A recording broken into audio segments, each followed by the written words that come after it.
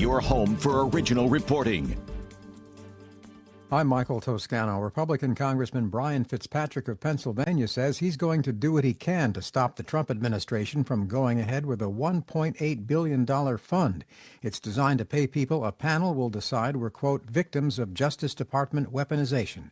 CBS's Jake Rosen reports he'll join Capitol Hill police officers who were attacked by the mob during the January 6th insurrection in opposing the plan. The officers and their attorneys write in their complaint that, quote, the fund is stunningly, blindly illegal, and the defendants must be prohibited from transferring money to this corrupt and illegal monstrosity. The settlement stemmed from a $10 billion lawsuit filed earlier this year in federal court by Mr. Trump, who accused the IRS and government of unlawfully allowing the government contractor to leak his tax returns in 2020 and those of his sons and company.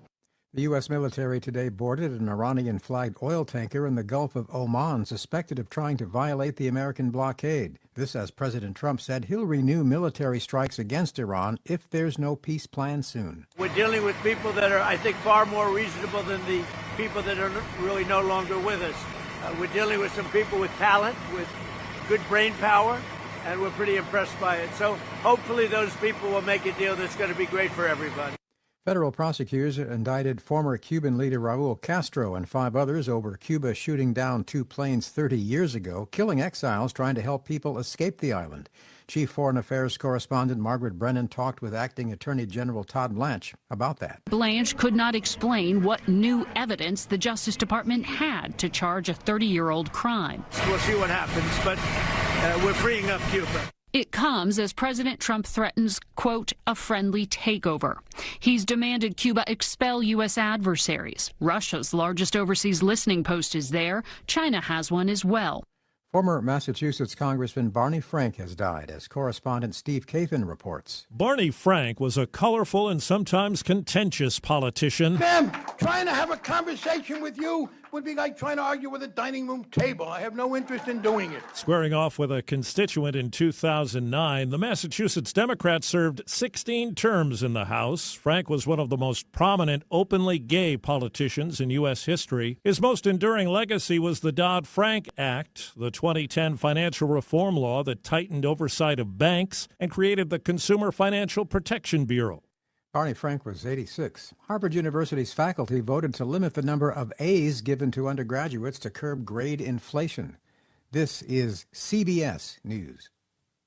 Go to the ends of the earth, half a world away. Reach for the stars. If I take time to think, they might go get Brad. On CBS, Sunday morning. With so much uncertainty in the world today, you may find yourself wondering, is now even the right time to retire? So many people are waiting, and those folks are going to be waiting a really long time, I hate to say, because there's no perfect time. The market is always unpredictable and volatile. Fortunately, Jim Cipriotti has been helping get people to, through, and beyond retirement for over 25 years. And each week, he wants to help give you that freedom to retire. Listen to Freedom to Retire with Jim Cipriotti, Saturday mornings at 9 and Sunday afternoons at 5 on Talk Radio 1210 WPHT. See Joe Conklin at Parks Casino with the City Rhythm Orchestra Thursday, June 18th in a Salute to Summer concert. Oh, it's always great. He's always terrific. It's got that summer vibe. And I love the Frank Sinatra guy. What's better than this? It's the summer, great time. Family friendly, could span from 20 years old to 80. Austin, as you go. I'm glad I came. That's Conklin and City Rhythm in a Salute to Summer. Coming to Parks Casino 360 Lounge Thursday, June 18th. For tickets, go to joeconklin.com. joeconklin.com! All right. Pump up your energy savings with the new Bradford White Aerotherm G2, the only hybrid electric heat pump water heater manufactured in America using the finest components from around the world. It's a Bradford White, so it's built to be the best for years of reliable performance, top efficiency, and energy savings. Plus, rebates and tax credits could save you thousands more. How you heat your water matters. So ask your plumbing pro about the Aerotherm heat pump water heater and visit bradfordwhite.com to learn more. We all hear the radio ads about the IRS. They tell you to be afraid, to be scared, and they try to frighten you into calling. I'm not here to do that. Tax Relief Advocates is different. TRA is here to tell you that if you owe money to the IRS, whether it's $5,000, $50,000, or $500,000, we have a solution. It doesn't matter if you're sitting in your car, at work, or with your kids. No matter where you are, call now. 800-575-9834. Don't lose hope. TRA can eliminate or reduce what you owe to the IRS. Generous programs are now available that can give you a fresh start. Our passion is taxes and helping individuals fix their IRS problems. We have over 1,000 5-star reviews on Google and an A+ with the Better Business Bureau. You don't need to be afraid of the IRS any longer. End your tax nightmare today by visiting us online at TRA.com or call 800-575-9834. That's 800-575-9834. Tax Relief Advocates. Real solutions for real people. WPHT, WPHT-HD, WOGL HD3 Philadelphia. From the Piazza Premium Automobile Studios. Powering your drive with 10 brands and 20 locations. Always live on the free Odyssey app. Live and local with Tom Azelby. On Talk Radio 1210, WPHT.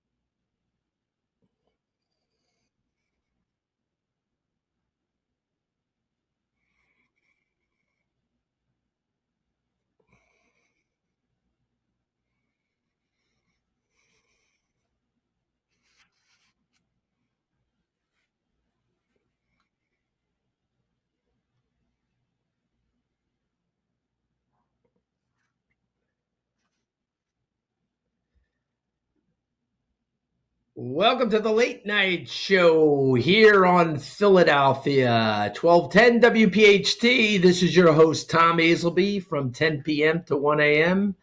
My producer tonight is Sean Walsh. Sean, good to be working with you tonight, my brother. Likewise.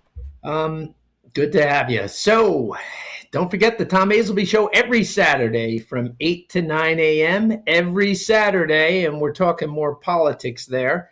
But this show, I kind of bring you, whenever I do the night show, I like to bring in a little bit of politics. That will be my next guest. But we're going to talk, I like to do some different kind about life, adventure, crime, health, kind of mix it up on the late show here. And don't forget, you can listen on the Odyssey app, the iHeart app. You can stream it on YouTube. And you can also call me at 855-839-1210. If you're up late, working the third shift, driving a truck, 855-839-1210. If you want to find me off the air, you can find me on Facebook at Tom Azelby, or you can find me on X and Instagram at the Old Gravy Podcast. So I post up some clips there. I make some comments there. If you can't get enough of me tonight or on Saturday mornings, that's where you can find me. And like every late night radio, we're going to mix it up. We're going to talk about everything and anything. Someone I got coming on Saturday, I just want to give her a plug because I know she's worked really hard on this. Jackie Berg is going to be on Saturday morning, and she did a documentary called The Silent Nod. And it's about 3 moms in the Philadelphia area who've lost their kids to fentanyl. Obviously this fentanyl has killed a lot of Americans. And losing a child to it is no doubt heartbreaking. So Jackie's coming out with a documentary. I think it's going to be premiering soon. So I will be bringing her on Saturday, and I wanted to let people know about it, not only on Saturday, but tonight. Good news about fentanyl. I was looking at some of the statistics. It's down about 14%, the overdose rate. It's not all fentanyl, but most of the overdoses are fentanyl. So it's trending. It's 14% down now, and it's still trending in a downward trajectory. So life is about percentages. I tell that to people all the time. Nothing gets fixed 100% overnight. It takes time, and every little bit. If your income goes up 5%, that's good. If it goes up 10%, even better. Doesn't go up 100%. The same with problems. If you're reducing the problems in your life, or you're reducing anything that is negative, percentages is what life is all about. Just trying to get the bad stuff percentage down and the good stuff up. And you don't get it all at once either. So you always want to be moving in the right direction. So let me give you the guest lineup tonight. So we're going to have John Fleischman on, and John is on Substack. He's so does it matter.com. That's where you can find him. What I like about John, he calls balls and strikes on California politics. He talks about a lot of things, but he's definitely well versed on California politics. And if you've been watching what's going on out there, from the mayor's race to the governor's race, man, it's interesting. One thing, California doesn't disappoint with its craziness. So, and it's kind of always been that way, but it's now, it's pretty wild out there right now. So John's going to talk about that. He publishes the Flash Report too. I think he's a good guy to fight. If you're a political junkie and what goes on in California is important. It's got a huge economy. It's a giant state, a giant population. As we all know, it's losing population, but it's still a very big state.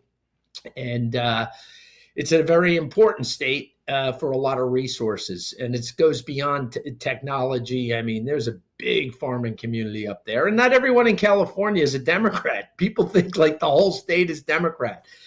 It's controlled by Democrats. It's one state rule, and that's pretty much why it's been a disaster. There's been no balance there whatsoever. But there are a lot of Republicans out there. And John labels himself a constitutional conservative, but from what I've read and when I've seen his commentary, he's a guy that calls balls and strikes. So I'm going to enjoy having him on tonight, and he's coming up shortly. Next up for us is our next guest is going to be Leon Watts. Now, Leon, this guy, he's a deep sea wreck diver. Going down to go into, sunken wrecks. He's a mountaineer. He's climbed all types of mountains across the world. I even think he's been to base camp in Mount Everest. And I want to bring Leon on just to talk that Maldives, the 5 Italians who went diving there. Terrible story. One of the professors who was a marine biologist brought her 20-year-old daughter down. They were going into a cave. And anyway, 5 of them died. And then one of the military rescue personnel, he had an issue too. He passed away. They pulled him out of the water, but it was something to do with his equipment. There's a little bit of science and chemistry to the oxygen and gases that you use. So we're going to talk to Leon about that. I want to talk about his adventures. I want to talk about that incident. He knows a lot about diving. We'll also discuss shark tourism. He's got a big opinion on shark tourism. And quite frankly, as you know, I'm from the Philadelphia area, but I live in 2 places. I live in South Jersey and I live in Florida. And there is shark tourism down here on the East Coast around Jupiter. And a lot of controversy around that. So we're going to talk about that. And then we're going to talk more about sharks later on in the show with another guest. But anyway, we're going to get to Leon. We're going to do some of his wild adventures, scaling mountains and diving into shipwrecks. And he's got plenty of stories. Then the next guest is Brian Alexander. He's from Project Hood. And Project Hood is based out of Chicago, the south side of Chicago. And, I'm not a big fan of the nonprofit world. They love the status quo. A lot of the times they build these nonprofits. Everyone's building a nonprofit now to avoid taxes too. And they're not really a nonprofit, but they follow all the rules. They've opened it up to everyone. Then you have the nonprofits connected to the NGOs. There's a lot of fraud there, tons of it. But Project Hood, this is a good organization. I've known about them for about 5 years. My brother made me aware of them, the good things they do. And what they do is they give real hard skills to the youth in Chicago. And I think that's big stuff. And that's why I want to have them on, because you never know. Maybe Philadelphia, some of the nonprofits in Philly could kind of look at what Project Hood's doing. And what I mean hard skills, welding, HVAC skills. They are very focused, and their leader is a very interesting guy. They call him the rooftop preacher, and I'll tell you about that in a little bit. My next guest after that is going to be Robbie Romer, and Robbie is with the Dorsal Project. This is an organization that he runs. He's a marine scientist, and he's a shark expert.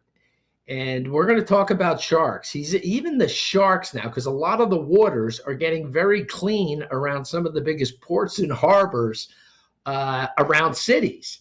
And so we might have an urban shark problem because sharks are literally now swimming up into urban waters and rivers because the fish life is all coming back.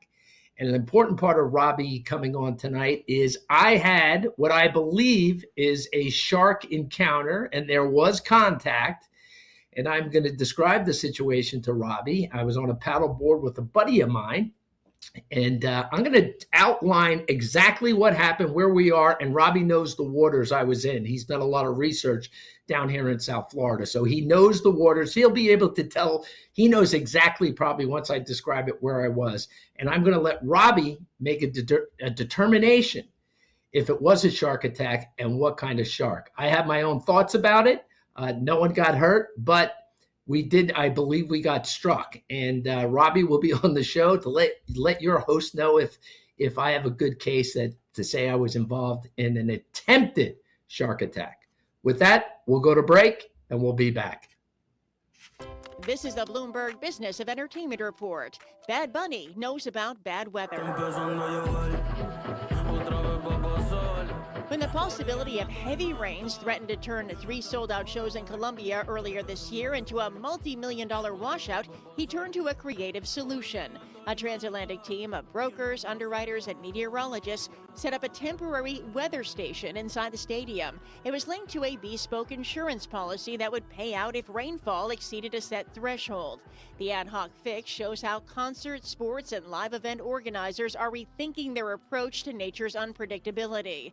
A lot was at stake for the Puerto Rican megastar. Pollstar estimates the shows generated some $23.7 million in ticket sales, and that doesn't include food and beverages. In the end, Bad Bunny's Medellin concerts went off without weather interruptions. Industry players say the approach could spread to other outdoor events. Karen Moscow, Bloomberg Radio. Pump up the volume. Business moves fast. Orders roll in, deadlines close in. When you ship with USPS Ground Advantage, you can keep up with confidence. Every package stays in our secure network from dock to door. And with nationwide reach, dependable tracking, and upfront affordable pricing, you get built-in peace of mind. You run the business. We run the routes. Visit USPS.com/Ground Advantage to learn more. If Ernest Hemingway was alive today, would he say this to you? Shakespeare, Mark Twain, Edgar Allan Poe, all great writers. And after reading your book, I simply must add you to the list. Wait, you don't have a book yet. So make a free call to Page Publishing. Turn your book idea into publishing gold. 800-215-6818. 800-215-6818. That's 800-215-6818.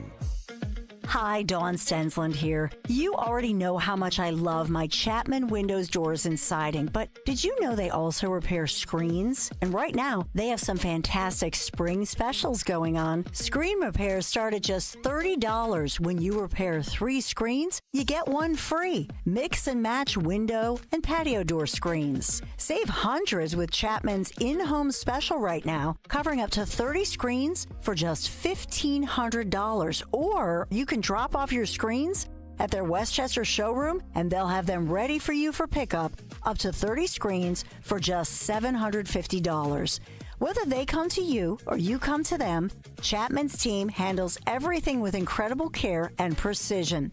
Chapman Windows, Doors, and Siding. Call or text 610-431-8898, 610-431-8898. ChapmanWindowsDoors.com. Tell them Dawn sent you. Hey, Westchester. We know your favorite station is Talk Radio 1210, WPHT.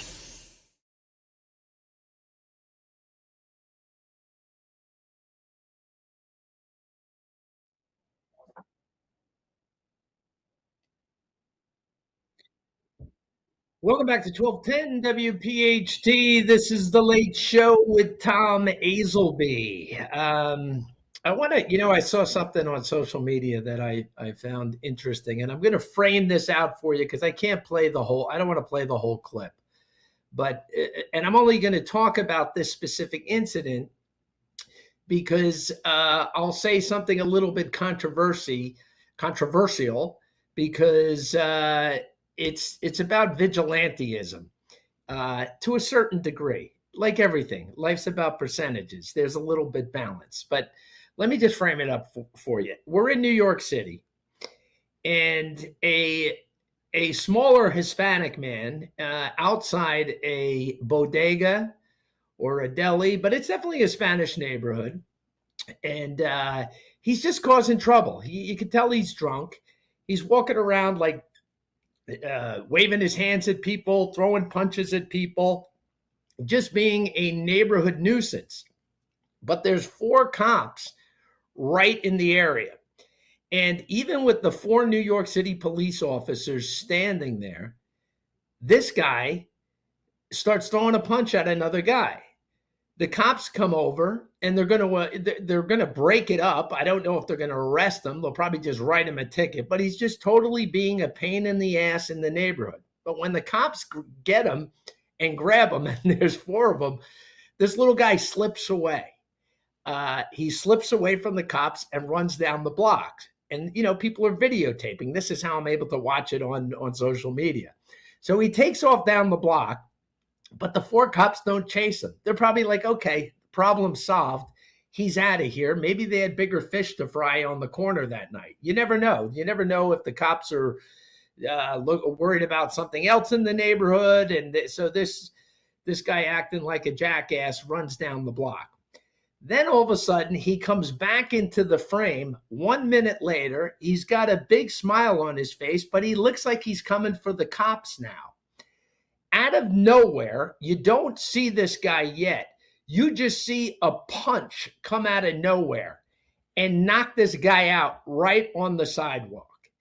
At that point, the 4 cops jump on this gentleman. And let me tell you, this guy is a pretty slick looking dude. He looks about 6'2", Hispanic guy. He's got a nice black jacket on. He's got a Yankee hat on. He looks put together. He's wearing like casual sportswear, streetwear. He looks pretty good. And he just throws a knockout punch at the pain in the ass and knocks him out right on the sidewalk. With him knocked out, the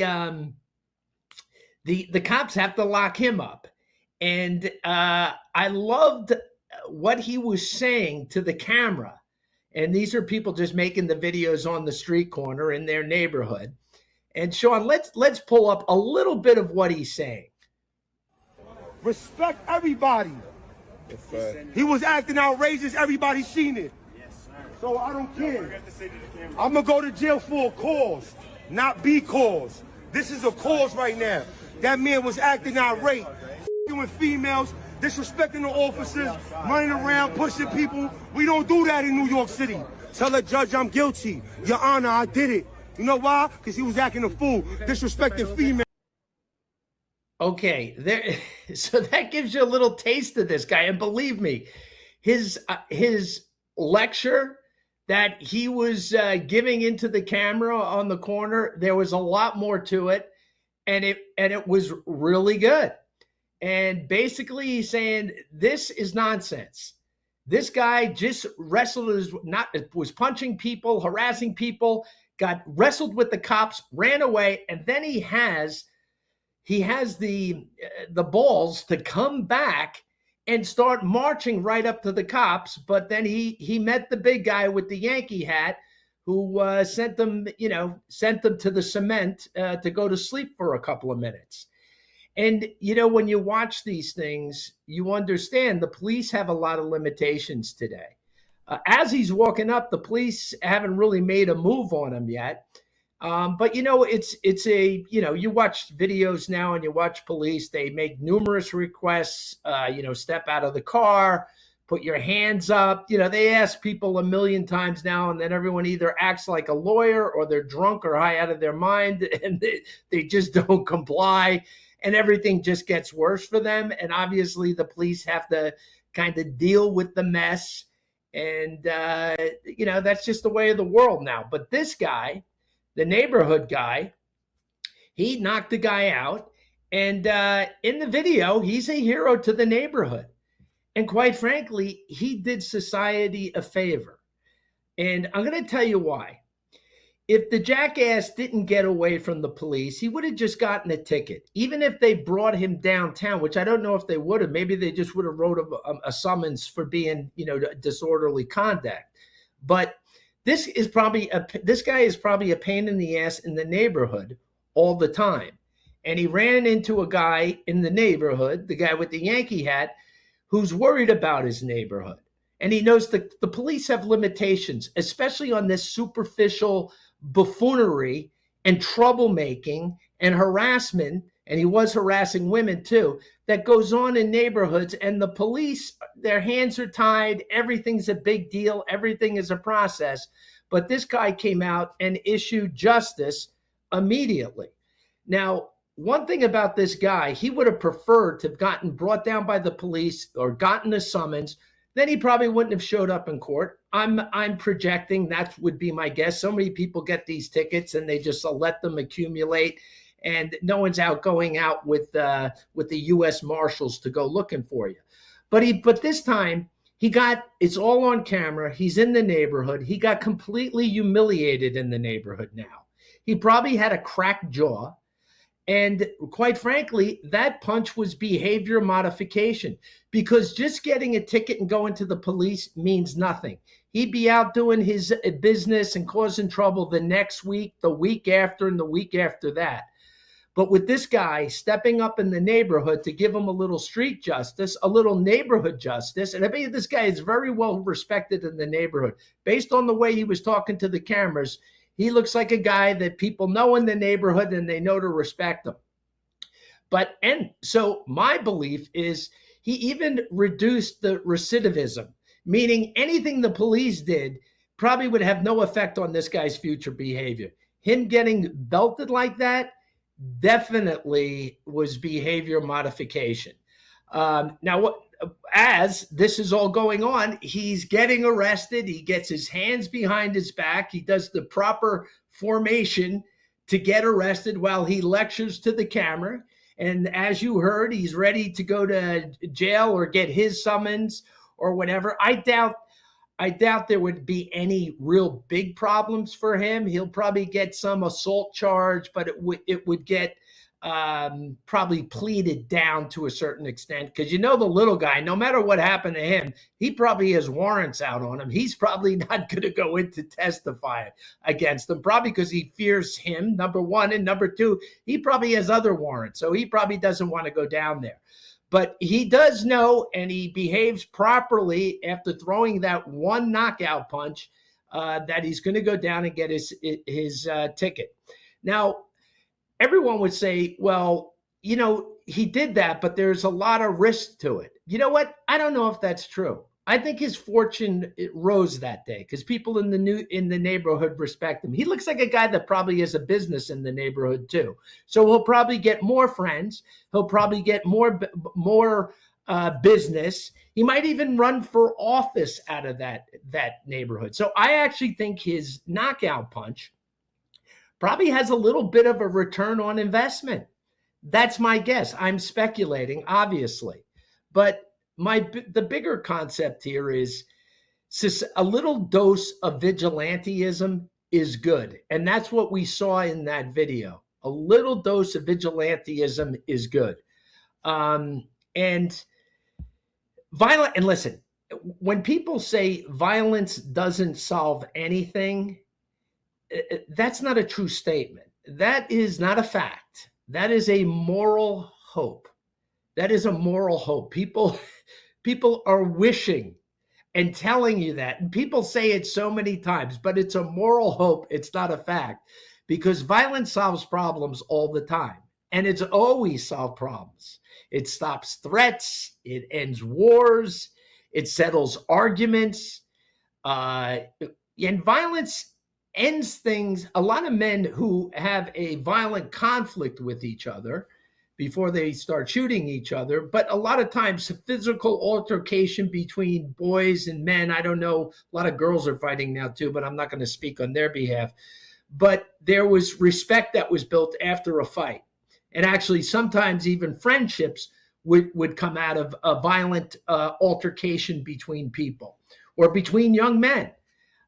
So that's my little case on vigilantism. And it's kind of like when people talk about, well, this is a different subject, but it's along the same line. Like on the opposite side is peaceful protest. Oh, this was almost a peaceful protest, or it's mostly a peaceful protest. But you have to, I would, as a citizen of the United States, if you have protests regularly, okay, and we've seen them over the years, that attract people who are going to commit violence at your protests, then you shouldn't have that type of protest. If you know your type of protest attracts violent people to do violent things, be a good citizen and don't have that protest. Protest in a different way. Now, if you're a protester, you're going to be like, oh, this guy's out of my mind, out of his mind. This is my First Amendment right. You know what? There's something about being a decent human being. If you're going to do something that's going to attract a bunch of malcontents to cause trouble, maybe get a different strategy to do your protest. Write letters, go online, have it in a private auditorium, do something different. With that, we'll go to break. We'll be right back. Hey, this is Larry Steinhaus with Investor Schooling. Listen, I know sometimes you worry about coming to see me because you don't want to invest in real estate, because you don't want to deal with toilets, trash, or tenants. I'm going to teach you a way that you don't have to deal with toilets, trash, or tenants, or even own any real estate and invest in real estate at the same time. You want to learn this, so go to investorschooling.com. That's investorschooling.com, and take a complimentary class this Thursday, and I promise you, no toilets, no trash, no tenants. Hi, this is Dave Barlow from Barlow Buick GMC in Woodbury, New Jersey. Baseball is back, spring is here, and it's time to step up to the plate at Barlow. If you're looking for a grand slam this year, get behind the wheel of the GMC Sierra, built to knock expectations out of the park. Or ride in style with the Buick Envista. Whether you're heading to the ballpark or rounding the bases of your daily commute, the Envista delivers. Visit Barlow Buick GMC in Woodbury or shop 24/7 at barlowautogroup.com. Buick, exceptional by design. GMC, we are professional grade. I'm Ultima Morgan. Morgan & Morgan isn't just an injury firm. It's our family's life work. It's my husband, it's my sons, it's me. When we take a case, we see a family just like ours. $30 billion recovered is something I'm proud of. But what I'm really proud of are the families we stood beside. It's an honor to fight for you when you need our support the most. Morgan & Morgan, for the people and your family. Morgan & Morgan, 2005 Market Street, Philadelphia, Pennsylvania. Pennsylvania lawyer will handle Pennsylvania cases. Prior results do not guarantee a similar outcome. Philadelphia, we've got a problem. Home care is in crisis and there aren't enough caregivers to meet the demand. So if you've got a loved one with Medicaid and needs care, don't wait. Freedom Care was built for this moment. We help you get care at home from someone you already trust. A family member or friend who can get paid to help with everyday needs like meals, medication, bathing, and mobility. If you have Medicaid, it's 100% free to you. No waiting lists. Just real care from your people right now. Freedom Care handles it all. Training, payroll, and support. So you can stay safe and comfortable at home, and your caregiver gets paid after every shift guaranteed. With 97% satisfaction and over 150 million hours of care delivered, Philly families are already making the switch to care at home. Take care of your own and get paid with Freedom Care. Call 267-489-1601. That's 267-489-1601. Call now. 267-489-1601. 267-489-1601. Freedom Care, we're here for you. Attention, have you racked up $10,000 or more in credit card debt? Are you barely getting by making minimum payments? With credit card debt reaching all-time highs, National Debt Relief is notifying consumers about significant debt relief options currently being made available to help those with overwhelming credit card debt. These options may reduce a large portion of credit card debt for those who qualify. You don't need to declare bankruptcy or take out a consolidation loan, and you may only have to pay back a fraction of what you owe, even if you have bad credit. National Debt Relief has already reduced the credit card debt for more than 550,000 consumers, so don't wait. If you owe $10,000, $20,000, or even $100,000 in credit card debt, you can now take advantage of this financial debt relief as the cost of living continues to skyrocket. To check what debt reduction you may qualify for, call 800-894-7722. That's 800-894-7722. Again, 800-894-7722. Living here is about more than just the headlines. It's the new restaurant opening in Fishtown. It's the playoff energy at the bank. It's the festivals that make your neighborhood feel like home. KYW News Radio brings you the pulse of the Delaware Valley. From service journalism that solves problems to stories that celebrate our culture. We cover the life you're actually living. Authentic, local, factual. KYW News Radio, Philadelphia's most trusted news source. My dad passed away unexpectedly. Of course, it was awful in every way, but we are very grateful that he had life insurance. So even after he was gone, he was still able to provide for us. And that's why I have life insurance for my family. Ethos.com. They make it fast and easy to get covered. It's 100% online. You get a quote in seconds. And you can apply in minutes. You get covered the same day. Get your free quote at ethos.com/protect. That's ethos.com/protect. Paid spokesperson. Time spent on application may vary. Online health questions required. Rates may vary. Free speech lives here on Odyssey's #1 talk station. Talk Radio 1210. WPHT.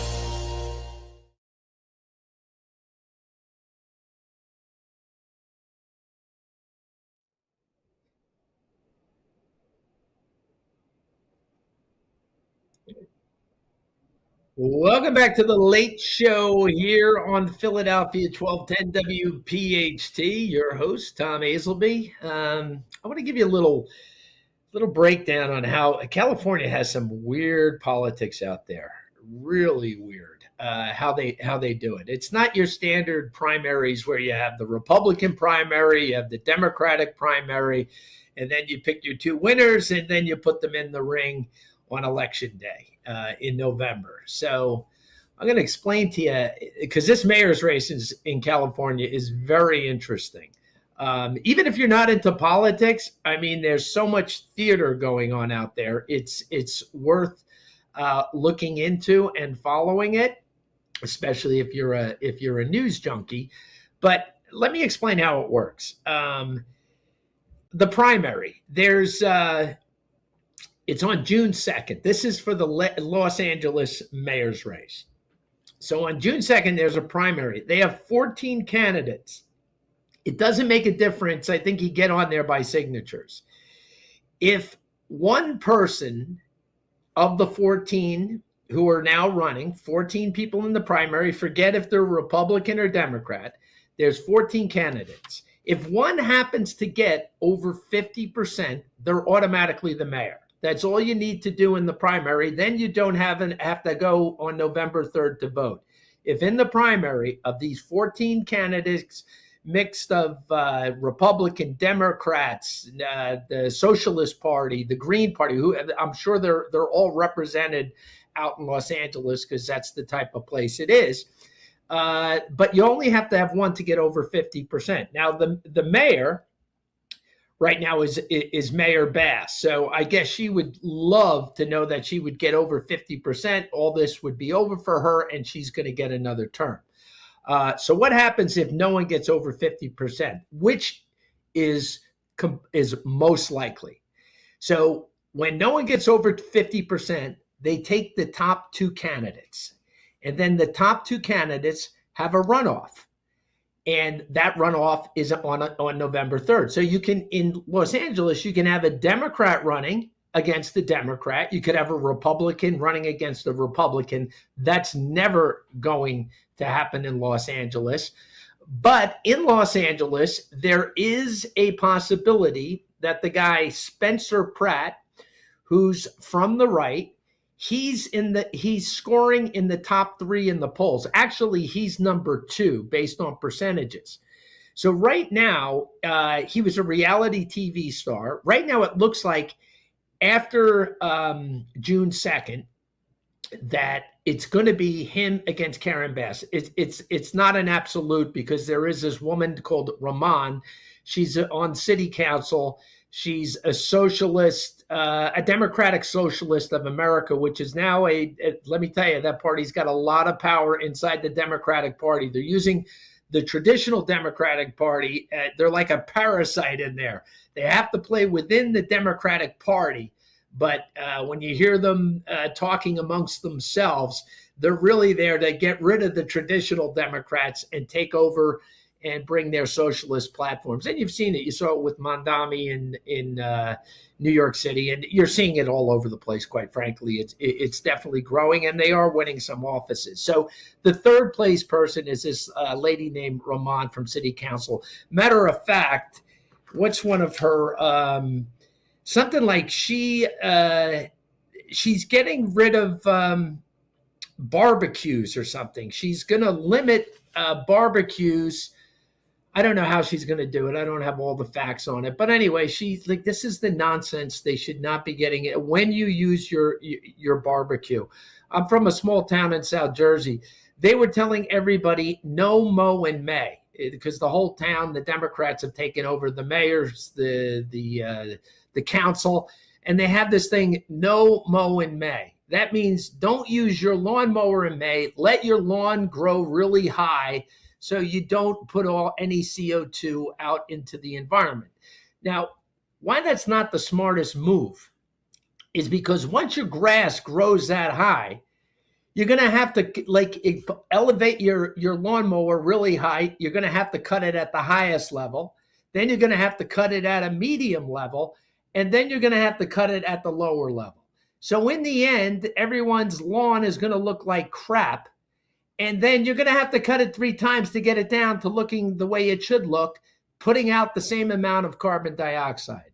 So it's the same thing with this Democratic Socialist, the Democratic Socialist of America candidate in LA who wants people not to use their barbecues at certain times of the year. Same absurd kind of logic. Anyway, so Spencer Pratt looks like he's going to be in the final 2. He's the reality TV star running against Karen Bass, who is the existing mayor. Now, I call this election, I talked about it before, is the kook versus the commie. This Pratt is definitely kooky. There's no doubt about it. And Bass is got a lot of commie relationships in her past. She went to visit Cuba 15 to 16 times. She went back in the 1970s when it was completely illegal, but she was with some organization to go down there to learn because their literacy programs were so good, their healthcare was so good. The island is a hellhole. You can blame it on America, whatever. I blame it on the Castros, the Cuban communist dictator. Brutal people. If you know Cubans, you know how brutal the Castro clan was. And what's his name? Chavez. I forget his name, but he had a prison right across the street from Castro's office, shooting people every morning. But that's people were wearing all his T-shirts, Chez Chevalier or whatever. They were wearing his T-shirts back in the Obama day. But anyway, she went there 15 to 16 times. I don't think people knew that about the mayor, Mayor Bass of Los Angeles. It's now coming out. That's a lot of times to go down to kiss the ring of Castro. And she was down there 15 to 16 times, which I find pretty unusual. I find it very unusual. So now Pratt, one thing I'll say about him is, he's been bankrupt before his house burnt down in the Palisades with that terrible fire, which a lot of blame goes on the politicians for not being prepared. But he's been bankrupt. His wife is the reality star, Heidi Montage, who had 10 cosmetic procedures in one day. She's famous for that. He built the $1 million bunker. He likes Alex Jones, but he's building a marketing campaign that, you know what? He's hitting them right where it hurts because he's exposing all their leftist legislation, all their ideas about the homeless, spending billions of dollars and millions and millions and millions, and then you're just building elegant crack houses. You got to fix the drug and the addictive problem before you put them in homes, or you're just giving them upscale crack houses. That's exactly what you're doing. So you have these two running against each other, and Mayor Bass can't explain how much money was spent on the homeless and how it hasn't solved any problem. She has no answer. I think her answer in the last couple of days was, well, I'm going to do it right this time. So all that money was blown, but she's going to do it right this time. Another thing, these houses, they've built 6,000 structures burned down in this fire in the Palisades, and just total devastation. And they've built 34 houses back so far. If this happened in Florida, because houses get knocked over, destroyed by hurricanes, we had a bridge taken out a couple of years ago. The bridge was back working in 15 days. This does not go on in California. There would be 2,000 houses built in Florida already if they were destroyed by a hurricane. In California, it's full of red tape, environmental laws. It is a complete disaster, and she has no answer for it. These people can't rebuild their homes. It's been over 2 years. So it is a weird election out there. It's fun to watch. Me personally, I would go with the kook. I would go with Pratt. He's a little kooky, but at least he seems to have a handle on what the issues are, and he's pointing them out very effectively. And obviously, another thing I've heard is, and he won't announce who it is, but people know who it is in the rumor mill. The people that have committed to coming in and working with him are, I hear the names are well equipped, smart people that will know how to get the job done. He hasn't revealed that yet, but people in the know say they have committed to back him up. So we're going to have to see what happens there. The next thing I want to get into is, now let's go to the governor's race. The primary is in June, on June 2nd. It's 2 weeks. And once again, it's the top two. This is the thing, Republican or Democrat. There's 62 candidates. This is how crazy California is. There's 62 candidates. It's a massive field. Once again, the top two, there's no 50% here. The top two move on. So once again, you could get 2 Democrats, or you could get 1 Democrat and a Republican. People believed before this election started that anyone running for governor of California, the Republicans didn't have a chance. But that's changing. There's a guy, Xavier Becerra. He's got 20%, and Steve Hilton has 17%. He's a Republican. He was worked with British politicians, worked with the prime minister over in Great Britain. Smart guy, was on Fox News. He's got 17%. He's got very effective messaging. Then you got the kooky Tom Steyer, who's a billionaire. This guy is really odd. He's worth a ton of money. He's an over-the-top environmentalist. Crazy environmentalist. Like, I think even environmentalists would say, oh, yeah, he's a little bit nuts. But he's also up there. He's got about 15% right now. So they're the top 3. Becerra, he's a longtime political hack. He's been in government since 1993, so over 30 years. Health and Human Services, he was there under Biden, enforcing all the lunacy with COVID. And so he's always been part of the Democratic machine. And that's the last thing California needs to get things fixed out there, is to bringing in this traditional political Democratic hack who's been doing the same thing over and over again forever. Steve Hilton, I don't know if the British accent sounds really smart. I don't know if having the British accent is going to work with the California voter. It sounds cool. He asks the right questions. Listen, he's a smart conservative. He'll do a much better job than anyone else in the race. He'll be very unpopular. They'll try to destroy him, but obviously he's the guy you go with. You can't go with the kooky hedge fund billionaire. I find him very weird, and I've read about him. I've watched him in interviews. He's even said he is weird. These are in his own words.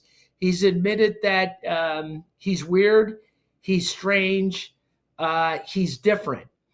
And my diagnosis of this guy, and I don't know him, and I'm not a psychologist or a psychiatrist, but I'm going to play one on radio right now.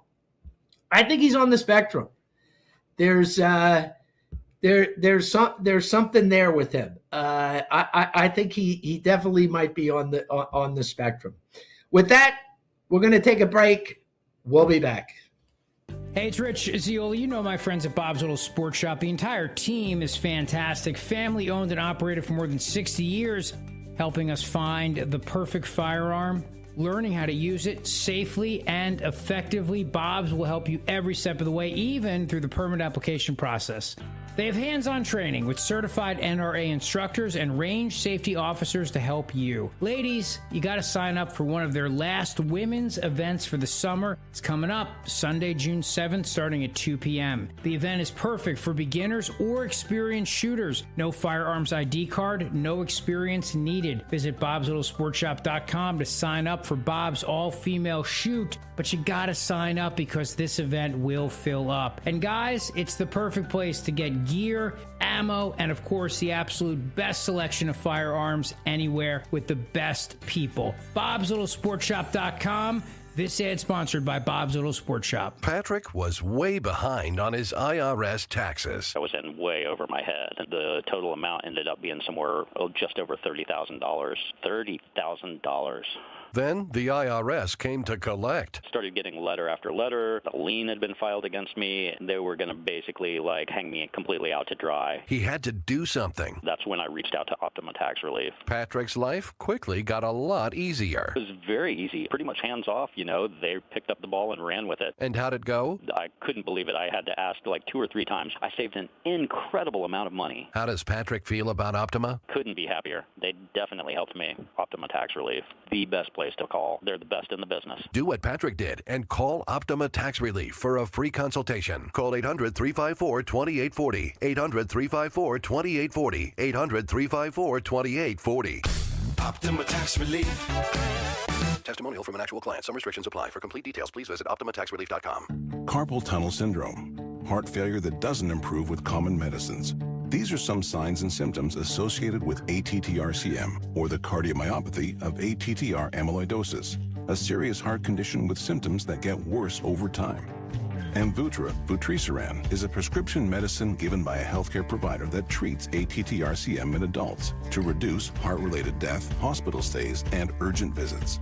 In a clinical study, Amvuttra was proven to help people live longer and have fewer heart-related hospital stays and urgent visits over 3 years compared to placebo.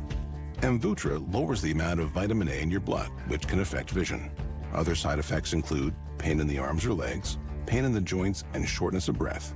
These are not all the possible side effects of Amvuttra. For prescribing information, call 1-833-256-2748 or learn more at amvuttra.com. Ask your doctor about Amvuttra for ATTR-CM. Now, you can listen to Talk Radio 1210 WPHT on the iHeartRadio app.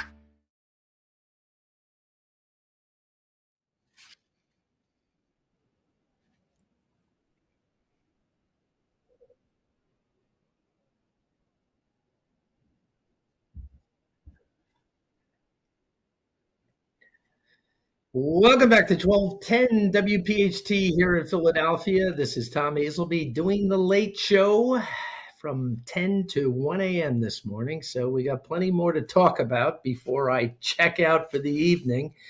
Randy Weingartner, I thought I'd talk about her for a couple of minutes. She's one of my favorite targets. She's head of the National Teachers Union, and she's a woman that went to Ukraine. And it's funny, when I did research on her, she went to Ukraine at least 2 times. They always say at least 2 times. Now, I don't know why they only say at least 2 times. Why can't they give us an accurate accounting of how many times she went to Ukraine? They are at war. You think that the State Department, and that would be, you would know if she went 3 times or 4 times. But the bigger question I always ask, why would the head of the National Teachers Union need to be going to Ukraine, who is at war with Russia? And the statement out by Randy Weingartner and her staff is that she's going there to help students. She was donating school supplies, checking on the kids' education during the war. My question would be, well, you could send the school supplies, which is a nice thing to do, but you could put it on a transport plane and send them over. You don't have to bring yourself over there. And I'm sure the teachers union is paying for her to go over there. And checking on the kids' education in Ukraine during the war. Well, we're not at war in the United States, like domestically, meaning we have bombs dropping in our cities. We are at war over in Iran. But I really don't get why she would have to go to Ukraine. I do get it. What am I doing? I'm being coy, as they say. She goes there because it was political. And it was to get people riled up, the union people. There were election coming, and when she was going over in the war, I don't think she's going over there now. I guess it's lost its kind of political election input for the American people, and all the teachers and the unions, they had to get riled up like, we're saving Ukraine. Everyone had a Ukraine flag. That's when she was going over there. That's when she was making a big deal about it. But that's gone. But I want to bring up another little thing I've read about her. The teachers union that she leads, the National Teachers Union, she used $1.4 million in which the teachers pay. This is their union dues on her own book. She hired a ghostwriter, lawyers, and promotions. That's what the money went for. And it says the book is Why Fascists Fear Teachers. Once again, completely political. And there are Republican kids in public schools, Democratic kids, socialist kids, independent kids, all different types of parents put their kids into public schools. But basically, she's targeting MAGA and Republican, writing a book, Why Fascists Fear Teachers. And I'm not going to read the book because I'm sure whatever her explanation is, it's wrong. But I found it interesting she used people's teachers' dues to pay for that book. And she got $125,000 in advance. The union got $125,000 of the advance, and then the other $125,000 they gave to charities connected to the union. I've seen no sales revenue on the book, zero. But this is my guess because they always do it this way. Meanwhile, she just put $125,000 in her pocket. Meanwhile, every teacher in the National Teachers Union put money into her book. Okay. And my guess is the union then funded the book to buy books back and then give them all out to the teachers. That would be my guess. And that's, this teachers union, test scores keep failing, but the money thing keeps growing bigger and bigger. It's a scam. It's a scam. And as you know, I'm not a big fan of the public schools. We'll be back after this break. Spring is here, and that means wind, rain, and roofing problems. When it comes to protecting your home, go with the real deal. Impriano Roofing, siding, windows, and doors. Family owned and operated for 53 years. One of the only roofing companies still run by the original family. They're the experts in the industry. That's experience. That's integrity. That's the real deal. Call 610-644-4444 for your free estimate today. The best homes have an Impriano roof. A well-organized home isn't a luxury, it's a practical upgrade. Closet Factory designs and installs custom storage for closets, pantries, garages, and home offices, built to fit your space and your needs. You'll work with a designer, choose the look, and get professional installation, so the project stays simple and the results last. Start with a free design consultation at closetfactory.com. That's closetfactory.com. There's a reason that potato chips don't come in a clear bag. There's only 8 chips in this bag. That's why. It's only about 2/3 full. The rest is air. It's a lot like opening up your 401k at retirement. You get about 2/3 of it, and the rest goes to Uncle Sam. Jim Cipriotti at the Retire Ready Financial Group can help. His tax mapping process can help forecast what your tax bill will be in the future, and that way you can build a strategy now to potentially decrease your tax bill in retirement. In other words, more for you and less for Uncle Sam. Call today for your complimentary retirement tax mapping report, 610-894-7415. That's 610-894-7415, or find them online at retirereadyfg.com. And get Uncle Sam's greedy hands out of your retirement. Hey, you've had enough. With a complimentary tax mapping report from Jim Cipriotti. Investment advisory services offered through Retire Ready Wealth Management, a registered investment advisor. Insurance and annuities offered through James V. Cipriati, Retire Ready Financial Group, LLC. NPN number 2083768. See Joe Conklin at Parks Casino with the City Rhythm Orchestra Thursday, June 18th in a Salute to Summer concert. It's just an amazing event. They're playing that summer music, puts you in a fun mood. Oh, the whole thing was really terrific. It was awesome. It was funny. Conklin doing his thing, his best voices, his best shtick. The show is fantastic. I sang every word. That's Conklin and City Rhythm in a Salute to Summer. Coming to Parks Casino 360 Lounge Thursday, June 18th. For tickets, go to joeconklin.com. JoeConklin.com! And I'm bound to keep on riding. This is CBS News on the Hour, your home for original reporting. I'm Michael Toscano. Elon Musk announced plans for one of the biggest sales of stock to the public ever for SpaceX, and business and tech correspondent Joe Ling Kent reports that may push him over the top to become the world's first trillionaire. The filing was so interesting. It stated, we do not want humans to have the same fate as dinosaurs. And certainly Elon Musk trying to make this a reality for him and his company. But he exerts a lot of control over the business and ownership of the business. And that's why he could become the world's first trillionaire in this public offering. Forbes currently puts Musk's net worth at $839 billion. With the summer travel season kicking into gear, attention focuses on gas prices. So here's Gas Buddy's Patrick DeHaan. The national average at about $4.55 a gallon across the U.S. That is up about $0.015 from last week. But there may be some good news as we get into the holiday weekend. Oil prices are dropping today significantly, and that could lead the national average to see at least a modest decline. A record 45 million Americans are preparing to travel over this Memorial Day holiday, says transportation correspondent Chris Van Cleve. On the eve of the busy Memorial Day travel weekend, two dramatic incidents are creating headaches for people at the airport and on the rails. At New York's LaGuardia Airport, an unusual sight causing lengthy delays. Tower, car 90 at this time, running 422 is closed. Car 90, roger, 422 is closed. Closed due to a sinkhole that opened near a runway. Airport authorities discovering it during a daily inspection. The Department of Homeland Security is implementing new entry restrictions for foreign travelers coming into the United States from countries at the center of the latest Ebola outbreak. This as an Air France flight from Paris to Detroit was diverted to Montreal, with passengers reportedly being told it was refused a landing in the U.S. because of a, quote, virus issue. The CDC, meanwhile, says it's working against Ebola in Africa, but CBS News medical correspondent Dr. Celine Gounder notes inconsistencies. The Uganda Ministry of Health tweeted that they are not engaged in setting up these treatment centers. They're not even aware of any being set up by the United States there. So there's clearly some discrepancies in what's happening and what's being said is happening.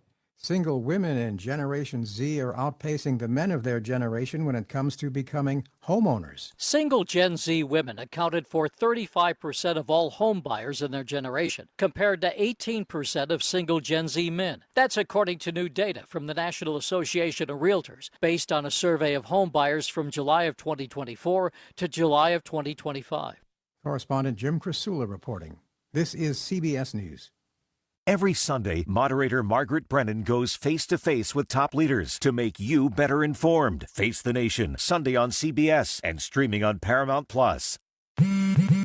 Straight Talk Wireless presents Pickup Truck Wisdom. Trust is earned. That's why I've stuck with Straight Talk. Same price since 2009 on Verizon's 5G network.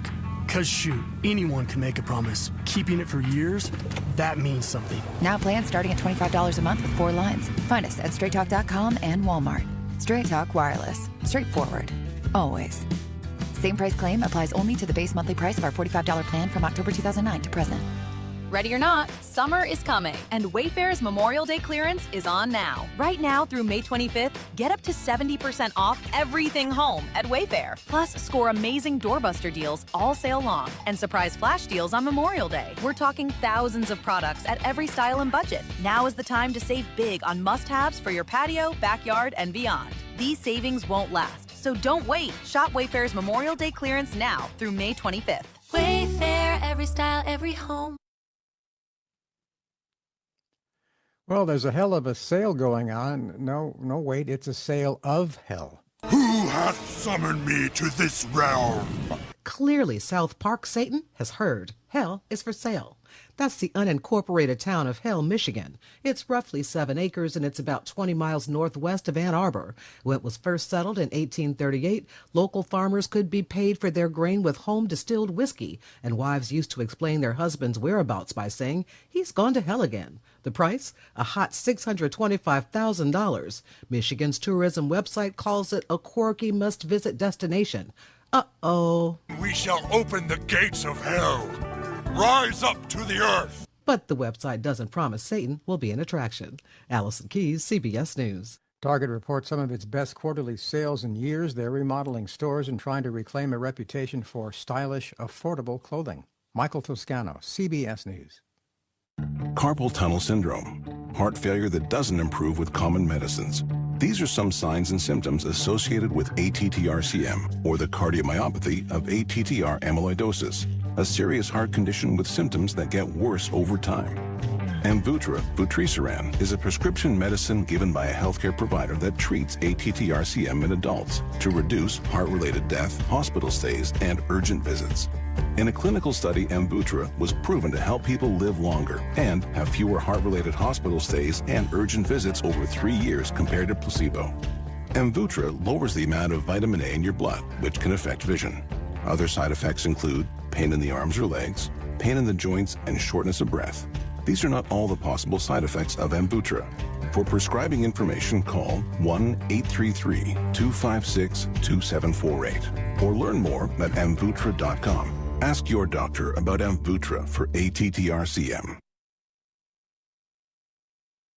WPHT, WPHT-HD, WOGL HD3 Philadelphia. From the Piazza Auto Group Studios, experience the power of one with 8 brands and 25 locations. Always live on the free Odyssey app. Live and local with Tom Azelby. On Talk Radio 1210, WPHT.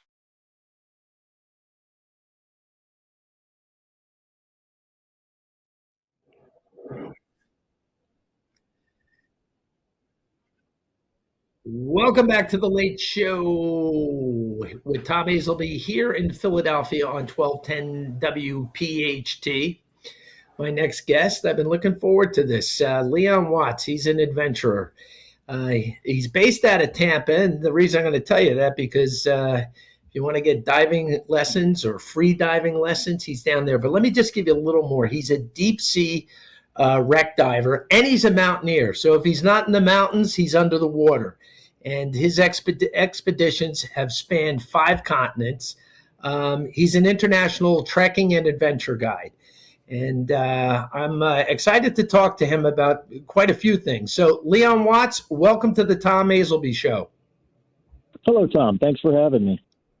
Great to have you. You know, Leon, I was reading your bio, and it said in 1999 you left the corporate world. And correct. What I would think, what a great, who wouldn't leave the corporate world to do the adventures that you have done? So what a great decision. I got to assume that you're following your passions in this career, that leaving the corporate world, you must look back and say, why was I even in the corporate world? What's your feel on that? I think it's a good basis. I've run businesses, and worked for large corporations. You learn from that. You learn patience. You learn process. There's so many business owners out there, like in this type of business that I do, whether it be mountaineering and guiding and that type of thing, who are they're not good business people. You walk into it and you go, I want to make money doing something that I love. Well, you need the basis of the business before you start doing that. So I felt pretty confident stepping away from corporate and into my own small business. And it's held together pretty well since then. This is considerably better than, Monday morning texts and that sort of thing. So it's a good life. Yeah. No, and you know what? You made a very good point there. And but going to the corporate world, like you're in, regardless that you're pursuing your passions and you do things that you're great at, trekking mountains and diving into wrecks, you have a business. And the fact that to come out and pursue something like that and build a business around it as an entrepreneur is a great thing. But what you're saying is, by being in business, that gave you the building blocks to allow you to go out and pursue this type of career. So I totally get it. I'm an entrepreneur. I've had 2 different companies and before I started radio a couple of years ago. So I get that. And that's a good lesson for people. And we'll stay on this for just 1 minute, that jumping into your passion, like whatever that might be, getting some business experience before you do it is probably a good idea. That would be a good recommendation for people who want to pursue something they love, but having a little bit of business acuity is probably a big plus for that. Sure, with any business, regardless of what you're doing, selling light bulbs or anything, you're going to have the structure. The business is going to be the same. Spreadsheets are the same. The marketing is going to be the same, regardless of what you're selling or what you're doing. So the basis of having that's not really something you can outsource or have a back office. When you're sitting in a tent on the side of a mountain somewhere, you've pretty much got a phone and, your wit. So I highly recommend that for anybody, even business courses or something like that, before you even get into doing something like this. Yeah. No, that was really good advice. I'm glad we opened up with that. Now, from a personal standpoint, mountaineering and diving both are, I would say, are high risk activities. And is there a different type of personality, a mindset for mountaineering compared to diving, or the same skill sets could be used in both? Obviously, you do it. But is that a natural thing that people who can be a mountaineer climbing mountains can also be good at, going into, diving into wrecks? What's your feeling on that? Both have their extremes. Both have a recreational side. Both have an extreme side. So when I was doing the bulk of the mountaineering, I would travel about 5 months of the year. About 3 of those months, I would have clients. So I would guide, teaching mountaineering, taking people on, up high mountains all over the world. And that's kind of entry level. My clients were the entry level. Okay. So those trips are kind of set up that way. And regardless of how this works, and, I don't want to blow the aura of adventure sports and that type of thing, but it's a machine. And, there's cogs going around, and you step into that cog and you climb a mountain and you come out the other side. As you leave, somebody else steps into the machine and they do the same thing. So there's processes. The processes are all the same, like for mountaineering and trekking and that sort of thing.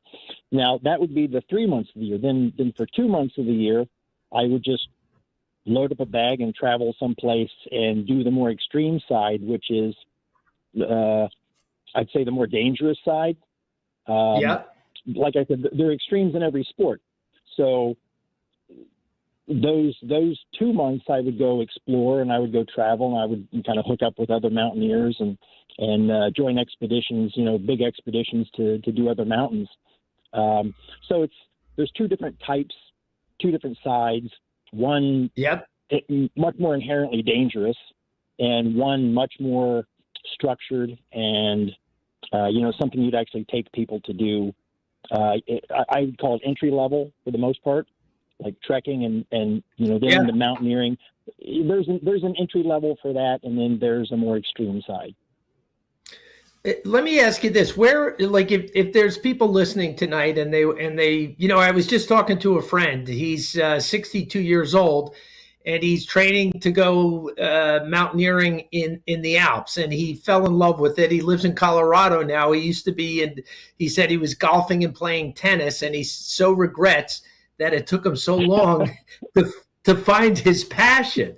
And so now he's actually training in Colorado to go to the Alps to do a climb. But if for someone who's new getting into this, what's one of your favorite places to take these kind of new people that are kind of just getting exposed to mountaineering? Where's one of the best places you like to take people? Do you have one, or do you have 2 or 3?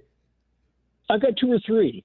So any time you're teaching, like teaching mountaineering, you can, we can sit in a classroom and I can explain to you the process of mountaineering, or we can go someplace, innocuous hillside someplace, and I can go over the basics. But for it to really drive itself home, there has to be someplace with some type of objective danger. Right. It has to be there. I would do some training and take some people to like Mount Washington in New Hampshire. And while it's a very small, short mountain, it's exceptionally cold. So the inherent danger there is, 30 below zero at night and ice and exceptionally high winds. Not a big mountain. You can drive to it in a day. Strangely enough, deadliest mountain in North America, that little tiny thing in New Hampshire. But it has that inherent danger, and it gives you, there has to be that edge there. I mean, there's no crevasses. There's nothing like that. I would do New Hampshire, and then I did the bulk of my teaching down in Mexico. I would take people to a mountain called Pico de Orizaba down in Mexico, which is just over 18,000 feet. The inherent danger there is going to be, the ice and the altitude. The oxygen. So extreme lack of oxygen. And, teaching people glacier travel and that type of thing on steep ice. Those are, I would consider that kind of an entry level, done correctly with a guide, with somebody that's teaching you, not just stroll in and do it. That's a good way to end everything. But there are a number of places. I know I haven't done really any climbing in Europe, but there's schools and there's guides that will take you in and get you started, and that's how people that do the extreme sports pay their bills. It is they take that time and they train people to get into this. Same thing out. We have Seattle, we have Rainier, we have Baker, we have some really good mountains out there. That glaciated mountains that are really good to learn on. Let me ask you this: when you would pack up and go out on your more challenging mountaineering on your own, you said every couple of months after you would do like your regular entry level, bringing people into the sport and taking them on these adventures. Is mountaineering one of those sports like a lot of sports where you got to keep your skills up, or is it, or after a while it's so locked into your system that it becomes, all the steps? Or is it something that I guess there's a physical standpoint and then there's the brain work that goes into it. Why explain a little bit of that? Because I've never done any type of mountaineering.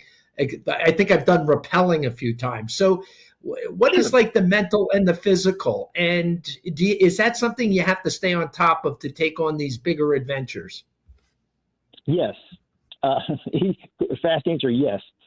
Yes. The number one rule when you're doing that and you're climbing at that level, regardless of how much you do it, we have this saying that says complacency kills. So, I've tied that knot 1,000 times. I've made that step 1,000 times. I've made that traverse and you don't pay the exact same amount of attention to it. The complacency will get you. You have to do it every time in the same way. So keeping those skills up, that's why. I think I've always thought, even like with diving and mountaineering, you have to practice to a certain level to be able to teach a basic level. So you have to be, your practice has to be so far elevated above what you're teaching to honestly teach someone to do that. So you have to put a lot of time into it. I've spent untold years in tents stuck on the side of a mountain someplace in just horrible situations. To most people, I mean, to us, we loved it. And I'd rather, at the time, I'd rather do that than anything else. That's how you end up in that kind of lifestyle. But you do have to keep up a certain level. You do have to practice to a certain level, and definitely have to practice to a certain level if you're going to try to teach someone the basic steps to it. Right. And I would just think the stress for the guide too. I'm just thinking of, you have you have these people that are under your instruction. There's an intensity to that is different than when you're out, doing something that might be far more dangerous. But then when you have, other people that you're shepherding up a mountain, that brings a whole different level of stress. Do you find that? Yeah, so it's a funny thing. I had some amazing mentors getting started into this. Some pretty well known and accomplished climbers. And one guy, we're snowed in. We're sitting on the side of a mountain, and there's a guided party, in a camp close to us. And you're just noticing, what they were going through. And my friend who had been a guide for a company called Mountain Madness, he said, if you want to be a successful mountain guide, you have to understand three things. And if you understand those three things and you accept them and you plan for them, you'll be good at this. And those three things are: your clients are trying to kill themselves, your clients are trying to kill the other clients, and your clients are trying to kill you. Oh, God. Yeah, that I was getting stressed out thinking of it. You'll be okay. Yeah. Wow. You gotta have nerves of steel. Okay. Now you're good. Now you're a dive instructor and you do wrecks. So that brings on a whole bunch of other challenges and dangers, obviously. And I'm going to talk about the Maldives accident in a minute. But so now compare taking people like the diving, the kind of the mental framework, the physical. What's the different approach now when you're taking a group of people diving? Well, diving, it's a vastly, apart from the obvious, is a vastly different thing, because the basic entry-level diving, it's a very, very safe sport when done correctly. Right. Yeah. Each step of it has its limitations. And when we teach, I'm an open water scuba instructor, and this is gonna come back. We'll talk about this I'm sure a little bit later. As an open water scuba instructor, I take basic non-divers, introduce them to the sport, and make them safe and competent basic open water divers. Okay, so that's done through lectures and education, repetitive stuff in the pool, and then open water dives, where they put all those skills together. And before I leave them, we make it so we treat everybody like we would a member of our family. If we're going to let a member of our family leave and go off and dive and we're done with them, we want to teach to that same level. So before you sign off, you have to be completely confident and competent that they are going to be absolutely fine without you. But it's basic open water diving. Its limitations in that case are, no deeper than about 60 feet. No changing gases, no overhead environments, nothing deep, dark, and scary. It's pretty fish and coral reefs and Bahamas and fun stuff. Nothing really trying. Everything like that comes later, and it becomes more advanced. And it's a sport that I've enjoyed so much and put so much of my life into. I've never wanted to teach beyond basic open water. I love taking people out and introducing them to that sport. But when I do the deep, dark, and scary stuff, I do not and cannot fathom the idea of having somebody there that I'm responsible for. Right. Okay. That's a big difference. I get it. Yeah. In the mountains, we can stop. We can stop and reassess, and we have all the time in the world to do that. When you're underwater, you just don't. So, my hat's off to the people that do teach advanced and do teach technical and do teach cave. But to me, I've always just felt I love the process too much to take somebody down there and have to take my mind off of what I'm doing to instruct someone else in it. It's a different kind of person that teaches that. So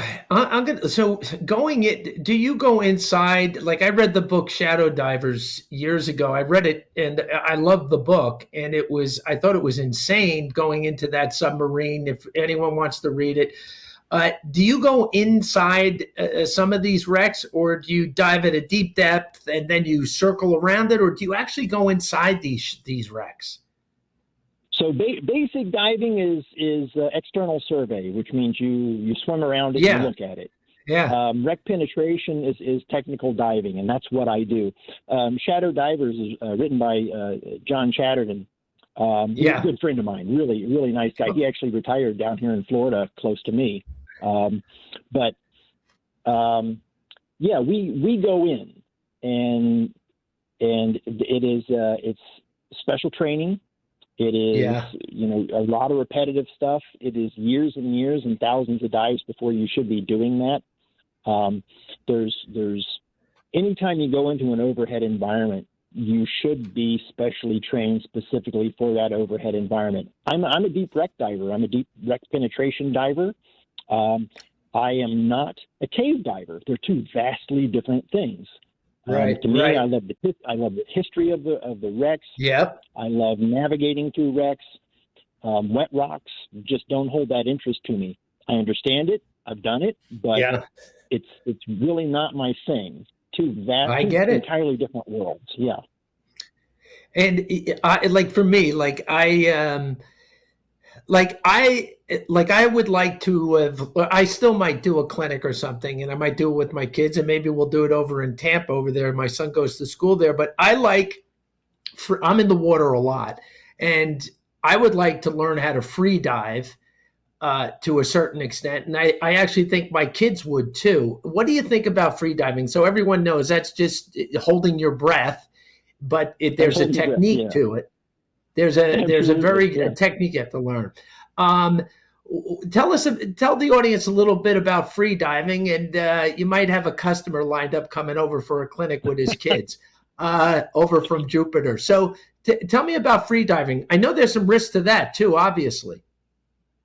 There's risk. There's risk driving to the dive site, and there's risk, in a golf cart. Yeah. It's mitigating the risk and understanding it, and not pushing it beyond the limits of your training. So basic freediving, there's a few different levels.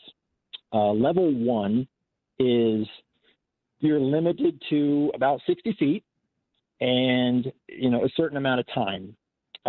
We teach, like if someone comes to take my course, we do a lot on theory.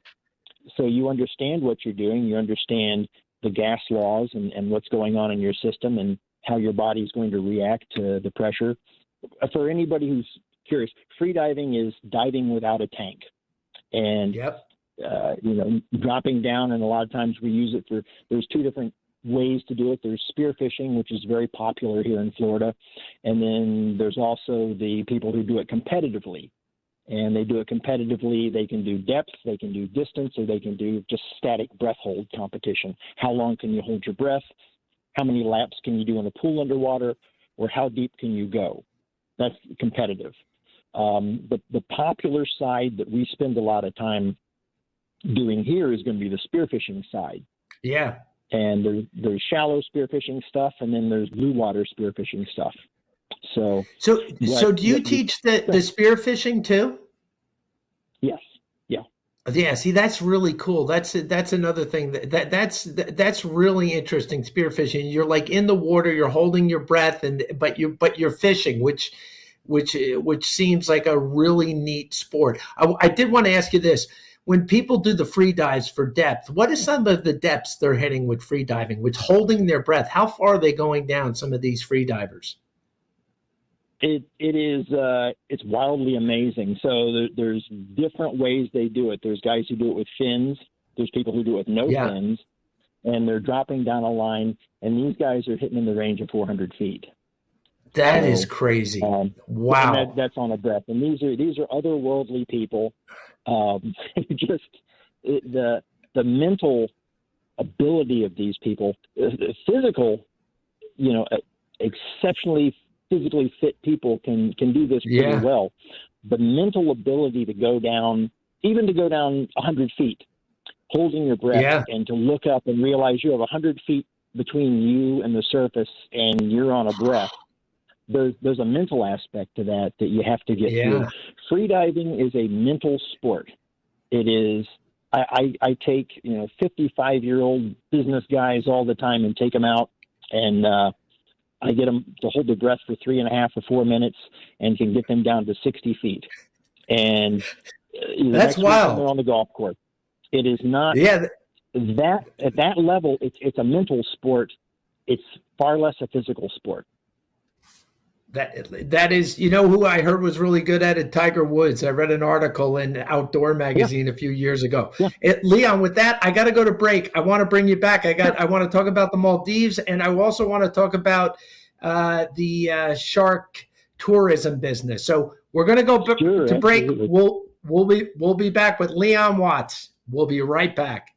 My name is Whitney Allen, and I'm a widow. My husband, Ryan, died. We never thought we'd ever have to use life insurance, but the unexpected happened. With Ethos, signing up was fast and 100% online. You can get a quote in seconds, apply in minutes, and get same-day coverage. No medical exams, and you can get up to $3 million worth of coverage. I'm grateful we were prepared. Get your free quote at ethos.com/radio. That's ethos.com/radio. Paid spokesperson. Time spent on application may vary. Online health questions required. Because we have lawyers in all 50 states, I see lots of lawyers' ads. Most seem to be bragging on results, but are they true or misleading? For example, in some cases, a firm may try a case even though the at-fault party has no lawyer, then brag in the ad about their results. My son Matt got one for nearly $50 million, but we never collected one dime. Some lawyers may say they got a result even though they were sitting second chair at a firm like mine, and even though they had little to do with it. Happens all the time. All that glitters is not gold. At Morgan & Morgan, our results are real. Visit forthepeople.com and go to Settlements and Verdicts to see for yourself what your case may be worth. CBS News Brief. SpaceX's official IPO filing will likely see it listed on the NASDAQ next month, and it may make owner Elon Musk a trillionaire. SpaceX filing. Injured? Dial pound law or visit forthepeople.com for an office near you. In Philadelphia, Chase is proud to root for the home team because they're our team too. We cheer from the bleachers and on the sidelines.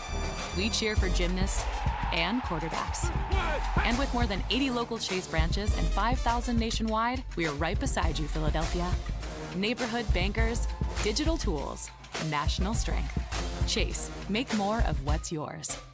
JP Morgan Chase Bank, and a member FDIC.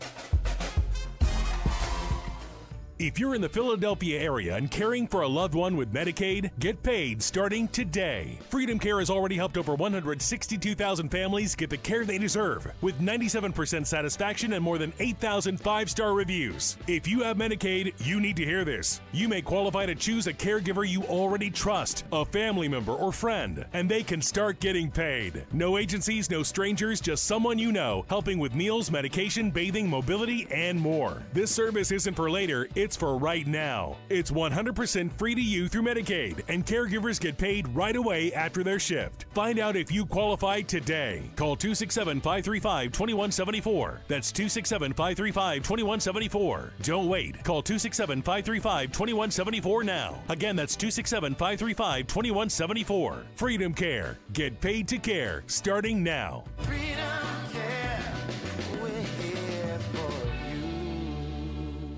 Living here is about more than just the headlines. It's the new restaurant opening in Fishtown. It's the playoff energy at the bank. It's the festivals that make your neighborhood feel like home. KYW News Radio brings you the pulse of the Delaware Valley. From service journalism that solves problems to stories that celebrate our culture, we cover the life you're actually living. Authentic, local, factual. KYW News Radio, Philadelphia's most trusted news source. Carpal tunnel syndrome, heart failure that doesn't improve with common medicines. These are some signs and symptoms associated with ATTR-CM, or the cardiomyopathy of ATTR amyloidosis, a serious heart condition with symptoms that get worse over time. Amvuttra, vutrisiran, is a prescription medicine given by a healthcare provider that treats ATTR-CM in adults to reduce heart-related death, hospital stays, and urgent visits. In a clinical study, Amvuttra was proven to help people live longer and have fewer heart-related hospital stays and urgent visits over 3 years compared to placebo. Amvuttra lowers the amount of vitamin A in your blood, which can affect vision. Other side effects include pain in the arms or legs, pain in the joints, and shortness of breath. These are not all the possible side effects of Amvuttra. For prescribing information, call 1-833-256-2748 or learn more at amvuttra.com. Ask your doctor about Amvuttra for ATTRCM.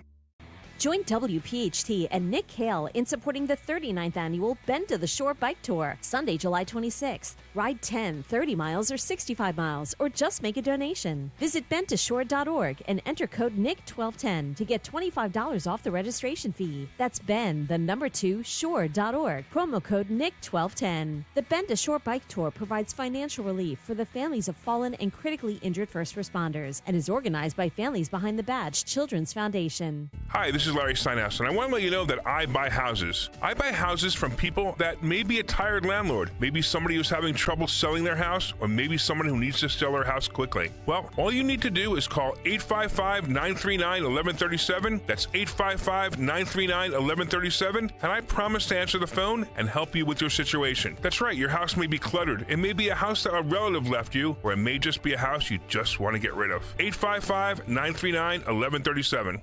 Be sure to follow Talk Radio 1210 WPHT on the free Odyssey app. Download it now.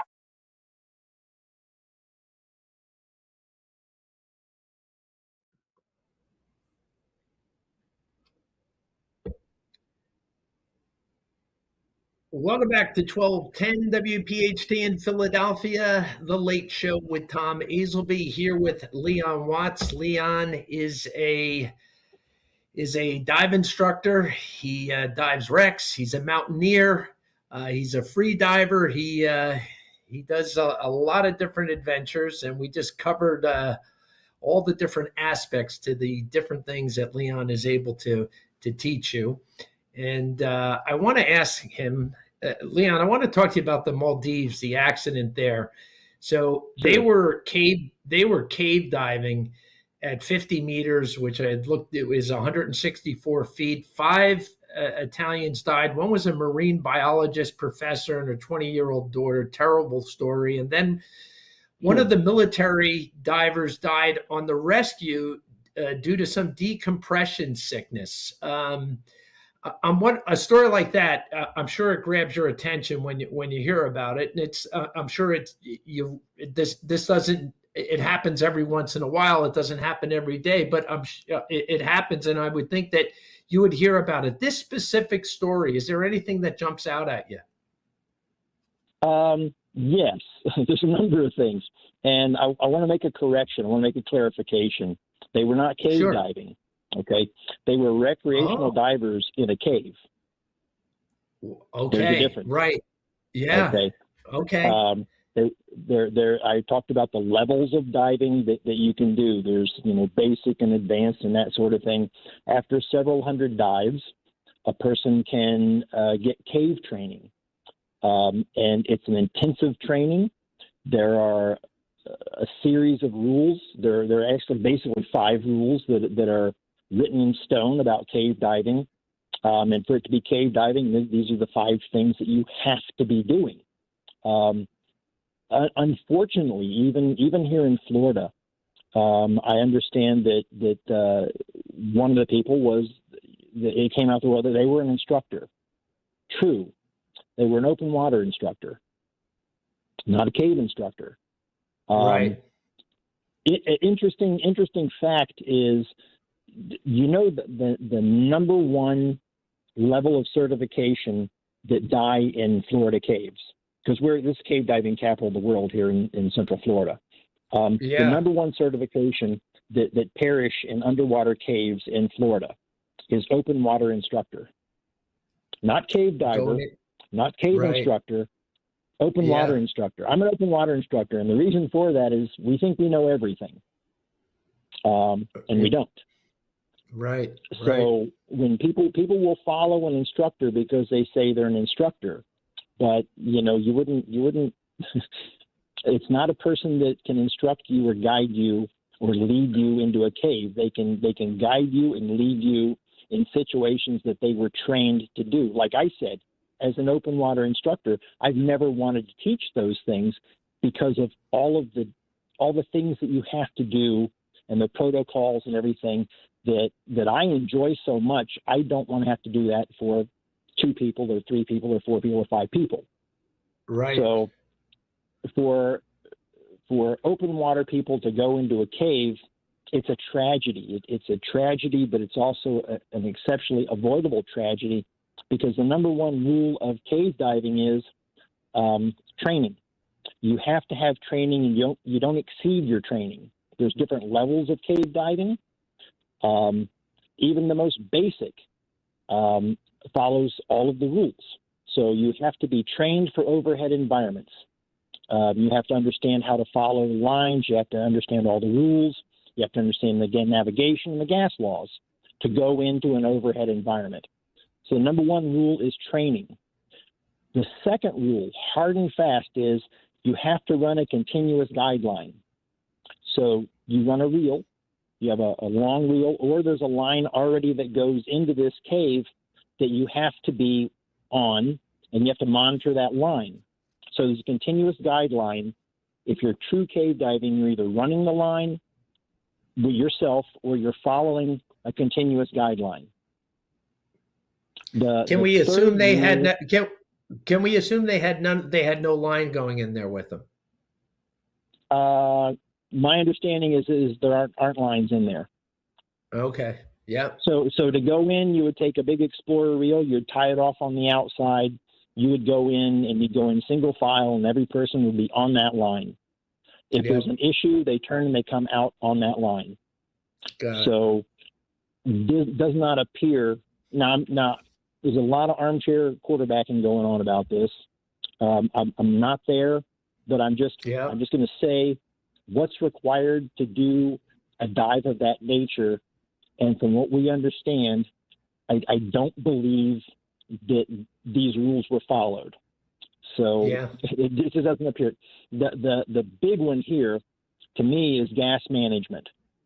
So when you enter an overhead environment, there's a thing where you go in, you enter the cave, and you use up 1/3 of your gas. Then you turn at 2/3 of your gas. You come out on 1/3 of your gas, and you have 1/3 left over for any contingencies. So you have to monitor how much gas you're breathing, which becomes really, really critical at those depths because of the gas laws. Yeah. So obviously, does that mean you're eating through more gas in those type of conditions? Sure. Yeah. So the people that did the rescue they're using what we call closed circuit rebreathers, which it's almost an unlimited gas supply because you're rebreathing the gas. It's a whole different technology. It's not open circuit, which are what these divers had. And my understanding is these divers had open circuit standard tanks, which generally run about 80 cubic feet. That's a basic tank that you would dive, any place recreationally with about an 80 cubic foot tank. So an 80 cubic foot tank, when you take a breath on the surface, you take 6 liters of air out of that tank. Take 6 liters of air to fill my lungs, adult male. Mm-hmm. At 33 feet, because of the pressure, when you take a breath, it takes 12 liters of gas to fill your lungs. Wow. Okay. Right. At 100 feet, it takes 24 liters of gas to fill your lungs. So every breath takes 24 liters of gas out of that tank. An 80 cubic foot tank has about 2,200 liters in it. So at 24 liters of breath, you have around 100 breaths. That's at 100 feet. We're talking 150 to 200 feet. It's exponential. The gas consumption increases exponentially at depth. So doing even basic, you wear two tanks and one under each arm. You wear doubles on your back and a tank under each arm to do that type of thing. And did they? And I don't know if the information out. Did they only have one tank or did they have 2 tanks? My understanding is they're wearing single tanks. That the rescue guy who perished, my understanding, he was also wearing a single tank. Wow. So they weren't geared. They weren't able to complete the gas management. So they certainly didn't use the 1/3 in, 1/3 out. So that's the third rule that was broken there. Next is that you have a depth limit. Your depth limit is going to be based on your experience, and it's going to be based on the gas that you're breathing. Okay? Mm-hmm. Air that we're breathing right now, the air in this room, we can put it in the scuba tank, and if we take that tank down to 218 feet, the oxygen component of that gas becomes toxic to us. So you can lose your sight, you can lose mobility, you can have a seizure. 218 feet is the limit on air. Okay? They were probably, my understanding is they were diving what we call a nitrox. Standard nitrox blend is going to be 32% oxygen instead of 21 that's in air. The oxygen toxicity effect of that takes place at about 130 feet. So the deepest you can dive, a 32% blend of nitrox is going to be 130 feet. Before you start running into oxygen toxicity issues. And I believe they were at 164 feet. Sure. Yeah. So that is casual, relaxed, and calm. When you start getting excited, those numbers go away. Your gas consumption increases, your body's usage and the buildup of oxygen and everything that increases. It was just wrong gas, wrong amount. Yeah. So in a situation like that, and since I'm not a diver, I have no idea. So it could be, to you, it could be the question is, do you panic because you lose oxygen, or do you pass out in those conditions? There's going to be one leads to another. Panic makes you breathe faster. Yeah. Breathing faster runs out your gas faster. Panic can be induced by oxygen toxicity. If they were breathing air, so most people start. So the two components of air that we're breathing is oxygen and nitrogen. Both have issues when you start going deep. Nitrogen becomes narcotic. So the air at 100, 120 feet it has a narcotic effect. So you lose track of time, you lose track of depth, you become more complacent. And like I said before, in any sport like this, complacency will kill you. Yeah. So if they're on air, then they're dealing with nitrogen narcosis and oxygen toxicity. So there's wrong gas, wrong place, wrong time. The people that went in were breathing what we call trimix, which you add helium to the mix, which is another gas. It's a metabolically inert gas that is not narcotic that we mix in when we're going very deep. It's really the only safe way. Anything beyond 150, 160 feet, you're going to be using a different gas mix. And definitely an overhead, different gas mix. So the summary here is they were ill-equipped, and I could also imagine if you don't have the line that you talked about before that everyone's told, if one person starts going into some type of having a problem, that could create a problem for everybody trying to help them, and then you got a catastrophe which occurred. Exactly. What a terrible thing. So I have a few more minutes left with you, so I'm going to move on to a book that you published, and it's a terrible, sad story, and God bless their souls. A book you wrote called The Tournament, which I found this interesting. It was published in 2024. It was a local shark fishing tournament in Florida, and it relates to shark tourism. And I got another guest coming on. We're going to talk about sharks and my encounter, which is another whole story. But what happened? What inspired that book to have you write the tournament? What inspired that book? Because it's about shark tourism, which is to me is feeding the sharks for entertainment for divers. So what was it? What was that about?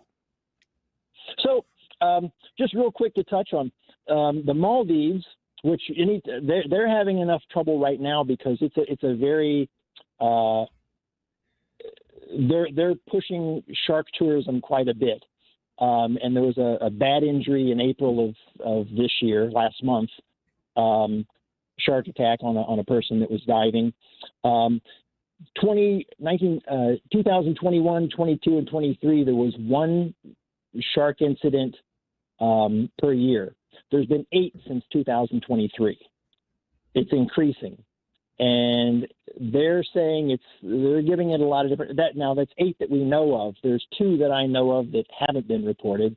And these were people that were in shark feeding operations and were badly injured by sharks in the process of shark tourism. But the Maldives kind of push that back because they don't want to hurt their shark tourism. But the book, there was a fishing tournament in Palm Beach, a shark fishing tournament. So shark fishing is legal. The tournament was absolutely legal and fine. It was monitored by NOAA. It was monitored by Florida Wildlife, FWC. Were on scene, as they do for any fishing tournament. And some friends of mine here in Tampa, some diving friends, free diving friends of mine, went over just as a kick to take shark fishing, not just fishing with rods and reels. Yeah. So they spent the day over there. There was, I believe, 8 sharks caught and weighed in. These guys caught 1 shark, but it wasn't, big enough to weigh in, but it was one. I mean, we shoot fish and eat fish. So they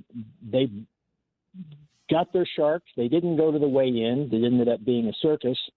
Cleaned their shark, divvied it up, came home. And the next morning, one of the guys, his internet had just exploded, his Instagram and everything. And he had death threats. It got really ugly. One of the guys on the boat everybody was doxxed. The guy's 9-year-old son was doxxed in his school that he went to, with death threats, and because people don't think you're allowed to harm sharks. Right. We all love sharks. I'm a big fan of sharks, but sharks are a resource. Yeah. The idea that there are no sharks and that the sharks being in danger is grossly overblown, especially in Florida. But what it came out to be is when I started looking into this, it went viral because the people protesting it was the protests and everything organized by operations over in Palm Beach and Jupiter that run shark feeding tours. So they feed sharks.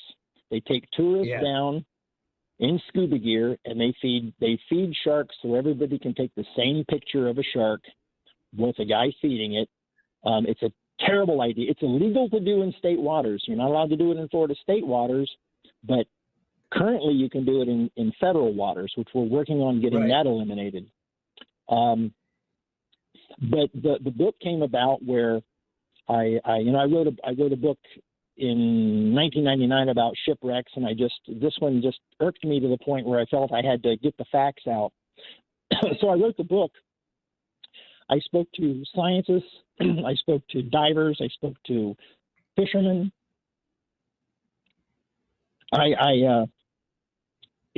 It's a book of facts. It's not long. It's about 68 pages, but it's all facts. It's kind of dry, it's like a textbook basically, with the facts of the matter in it. And I talk about the sharks. I talk about shark populations. I talk about the shark population in Florida. The thing about sharks, they say they're so endangered. About 70% of shark species in the world are not threatened. 70% of the species. There's 500 different species, over 500 species of sharks. 70% of those species are not threatened. Others that are threatened worldwide are not threatened here. So it's geographical. It's like saying we only have 10 grizzly bears left, but if 8 of them are in your yard, you're going to be concerned. Right. So that's where we are. We have a big shark problem in Florida. If you fish, yeah, I know. You can't even get the fish on board. The sharks come up and just take it. Correct. So I want to wrap up on the book, and we do have to go to break, but the shark tourism is like, this is not good for anybody with these shark tourism boats. And people got to understand, these aren't people in cages looking at great whites. They're groups of people diving in the water and hand feeding sharks. And is the description accurate? Frequently bitten and or killed. Yes. You don't hear a lot about that, but that happens more than they would like to admit. In the U.S. and the Bahamas, it's a growing thing, and the fatalities and injuries are increasing at the same rate. It's lunacy, I think, and I think you're spot on. And that is, if you want to learn about it, it's a short book called The Tournament, and Leon Watts is the one that wrote that. Before I let you go, in Tampa, real quick, the people of Philadelphia, they all come to Clearwater into winter because the Phillies are there. And this is a Philly audience. Yeah. So what I want you to tell people, if they want to go on, if they want to go diving, if they want to learn how to dive, or if they're interested in mountaineering and they want to do that with you, you're based where a lot of Philadelphians go. That's Clearwater, right near Tampa. So where can people reach you, Leon? They can find me at wattsadventures.com, WATTS, adventures.com. Has everything that I do on there. I have people travel the world with me. I do tours in Nepal, Everest Base Camp. I do African photographic safaris. It's all on the website, and I basically take people out and do bucket list things. Give that website one more time. Watts Adventures, WATTS, adventures.com. Leon, it was great having you. We learned a lot, and interesting life you lead. We got to go to break. We'll be right back. Thanks for Leon Watts for joining us tonight. Download to see if you qualify. Not all customers will qualify. Transfer fees may apply. No Albert subscription required. Albert is not a bank. Albert Instant Loans are issued by FinWise Bank, member FDIC. Not an actual client. Terms apply. Kylie, what's wrong? I just got hit with a car repair bill. I'm behind on rent, and I feel like I can never save any money. Have you tried the Albert app? Albert is your financial assistant, helping you find ways to save and create custom budgets to actually grow your money. Plus, you can get up to $10,000 for big expenses or advance up to $1,000 fast when you need cash right away. Albert can get me up to $10,000? Exactly. Albert spots you in a pinch and helps you grow your money in the long run. I'm downloading Albert right now. Download the Albert app and use promo code MOVE to borrow up to $10,000 for whatever you need. The Albert app helps you budget better and save more money so you reach your financial goals faster. Download the Albert app right now and use promo code MOVE to borrow up to $10,000. Use code MOVE to borrow up to $10,000. 93% of Pennsylvanians killed in a car crash while unbelted could have survived if they just buckled up. One simple click, a second of your time. It's the difference between making it home to your loved ones or not making it home at all. Whether you're a driver or a passenger, make the life-changing choice to wear a seatbelt every drive, every time. It's not just the law, it's common sense. Buckle up, PA. Learn more at PennDOT.pa.gov/safety. Paid for with Pennsylvania taxpayer dollars. Picking out an engagement ring can be terrifying. You're searching for the ring, but have no idea where to start. Go to Family & Company Jewelers in Marlton. The team, especially JR, makes it easy. No pressure, just real help from someone who cares. They break down diamonds, styles, and what actually matters. Their selection is huge. Every shape, size, and price range. You leave confident, not overwhelmed. When it comes to finding the ring, there's only one place to go. Family & Company Jewelers, South Jersey's diamond destination. If you have unfiled taxes or are in debt to the IRS, this is important news. Did you know the IRS has programs specifically designed to help people struggling with tax debt? Powerful tax assistance programs that can save you thousands if you qualify. No one knows these programs better than the experts at Optima Tax Relief, America's most trusted tax resolution firm, A-rated by the Better Business Bureau. Their award-winning tax attorneys and licensed professionals professionals have resolved over $3 billion of tax debt for their clients. One call to Optima can start the process, helping to put an end to your worries about wage garnishment, asset seizure, and other aggressive IRS actions. Find the best options to solve your tax problems. Call the experts at Optima Tax Relief today for a free consultation.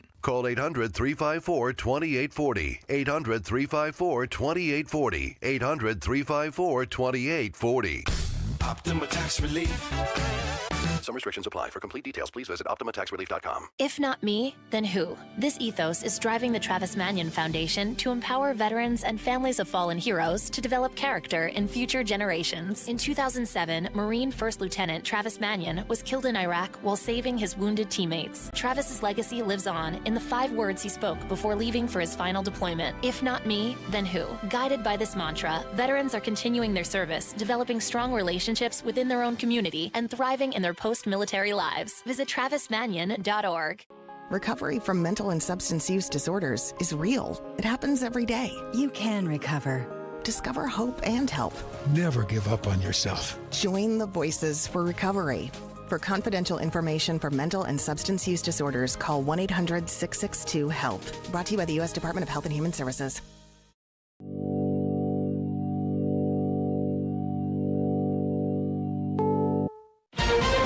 This is CBS News on the Hour, your home for original reporting. I'm Michael Toscano. Gas Buddy forecast the national average for a gallon of regular gas will dip to $4.48 this holiday weekend, down a bit but up sharply from $3.14 last Memorial Day. Gas Buddy's Patrick DeHaan says prices could top $4.80 by Labor Day. Motorists can boost their fuel efficiency and save significantly by cutting down on their speed, whether it's going 65 and a 75 or slowing their pace of acceleration, boosting fuel efficiency in that way by using cruise control and going slightly below the limit. Winds continue to fuel wildfires in Southern California as correspondent Jesse Mitchell reports on one of the worst. In Simi Valley, California, about 45 minutes northwest of Los Angeles, hundreds of crews continue to fight the Sandy Fire, which sparked Monday. The blaze has burned more than 1,700 acres and forced the evacuation of more than 40,000 residents. President Trump is ratcheting up the pressure on Cuba with sanctions and the murder indictment of its former president, Raul Castro. CBS's Olivia Gazis looks into Cuba's options. U.S. intelligence agencies have begun analyzing how Cuba might respond to an American military strike. Assessments that are being crafted as the Trump administration has been developing military options for the president to consider. CBS News has confirmed that Cuba has acquired attack drones and that officials there have discussed using them to launch attacks on the U.S. installation at Guantanamo Bay if hostilities erupt. A backlash is growing on Capitol Hill over the $1.8 billion fund President Trump and the IRS have set up for people claiming to be victims of a weaponized justice system. Justice Department reporter Jake Rosen says the line for the money is already growing. Since the announcement, attorneys representing those claiming the government has been weaponized against them have begun scrambling to their position for their clients to get payouts. January 6 rioters, including those convicted of the most violent behavior during that attack, but later pardoned by Mr. Trump, likely could still apply for those payouts. The governments of several European countries are protesting Israel's treatment of dozens of activists from an international flotilla in Gaza. Linda Gradstein reports from Jerusalem. National Security Minister Itamar Ben-Gvir posted the video in which he is seen taunting the activists from the Gaza flotilla.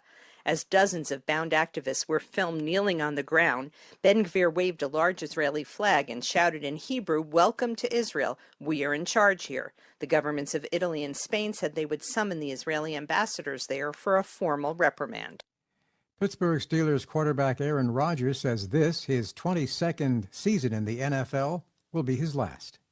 This is CBS News. I want to know what's going on in the world. I'm Tony. There are big questions that all of us are asking. I want to get you the answers. How are you? I'm Tony DeCopo. Join me on the CBS Evening News. Me. WPHT, WPHT HD, WOGL HD3 Philadelphia. From the Piazza Premium Automobile Studios, powering your drive with 10 brands and 20 locations. Always live on the free Odyssey app. Live and local with Gary Arnell on Talk Radio 1210 WPHT.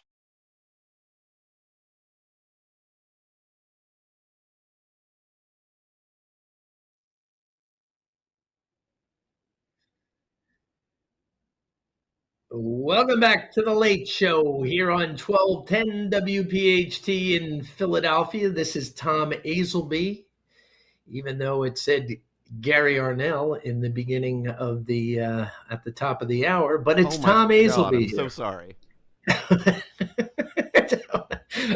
Yeah, don't worry about it. Don't worry about it. It's late. It's late. I'll pretend I'm Gary Arnell. Anyway, I got a guest coming up. It's funny. It's like Shark Night here. But anyway, I got Robbie Romer coming up. He's a marine scientist. He's a shark guy, shark movement ecology.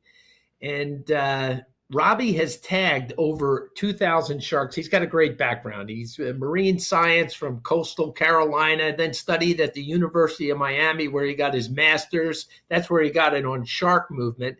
And now he's working on a PhD. And now he's looking at fish movement. He knows what goes on out there with sharks and fish, and he's got a great background. He's tagged over 2,000 sharks in South Florida, in the Bahamas. And I want to welcome him to the show tonight. Robbie Romer, how are you? Hey Tom, how are you, buddy? Hey, it's great to have you. You know, I read something that this is your philosophy is citizen science, and that's where not only do you go to the traditional academic researchers and labs, you like to get feedback about what's going on out in our oceans from like fishermen and divers and boaters. Explain that philosophy, because there always seems to be some conflict between the fishermen and the traditional academic researchers. So tell my audience a little bit how you bring those two different groups who sometimes can be at odds with each other together. Yeah, sure. And that's a great question to start us off. Yeah, I'm really deeply rooted in the ethos that any individual can be a scientist. They don't need a fancy piece of paper on the wall. And involving the public with our research and instilling a sense of ownership into one's backyard is a massive conservation tool. Excuse me. So, like you said, there seems to be this kind of disconnect between fishermen, whether it be, fishing guides, recreational fishermen, and commercial fishermen, and scientists. And that's kind of what I founded my nonprofit under, was that, it's time for us to come together. We all want the same thing. We want healthier oceans. We want healthier waterways, for more fish in the water, and just for a healthier ecosystem from a conservation standpoint. And these two kind of ends of the spectrum have, there's been a gap, let's say, a disparaged gap between these two user groups for a while. Scientists, they like to, use fancy words, and they like to, kind of tout that they have a fancy piece of paper up on the wall, and they don't really listen to what fishermen have to say, right?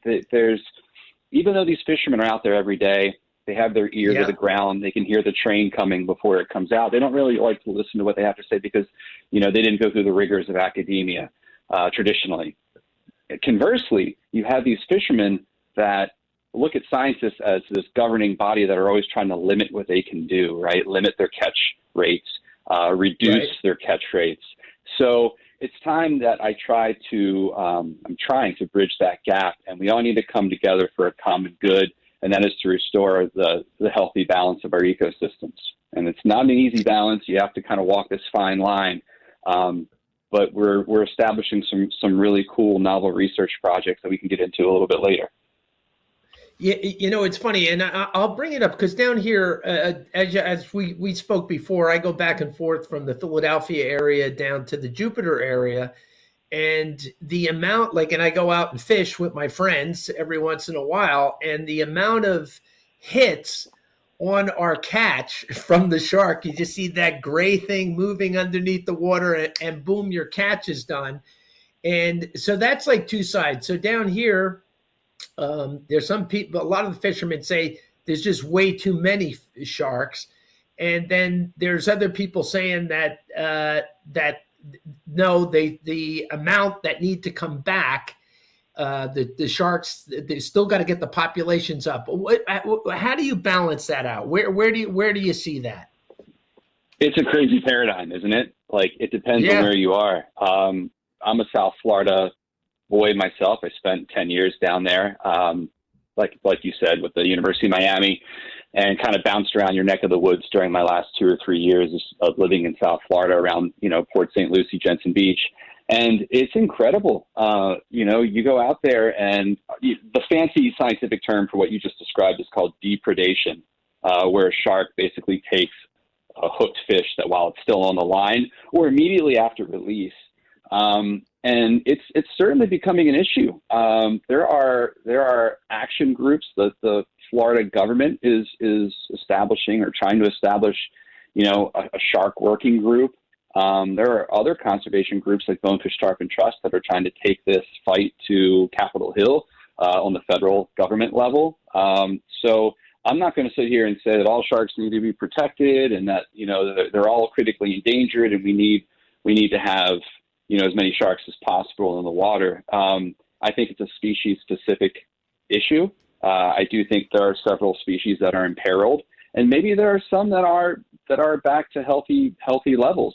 There are certainly a large number of shark species that are currently not experiencing overfishing, and there are active commercial fisheries for them. So while some colleagues of mine are more in the camp of protect all sharks at all costs, I think they need to be managed just like any other fishery, like a striped bass, like a grouper, like a red snapper. If there's a healthy population of them, they should be fished and actively fished in a sustainable method and a sustainable resource that they are.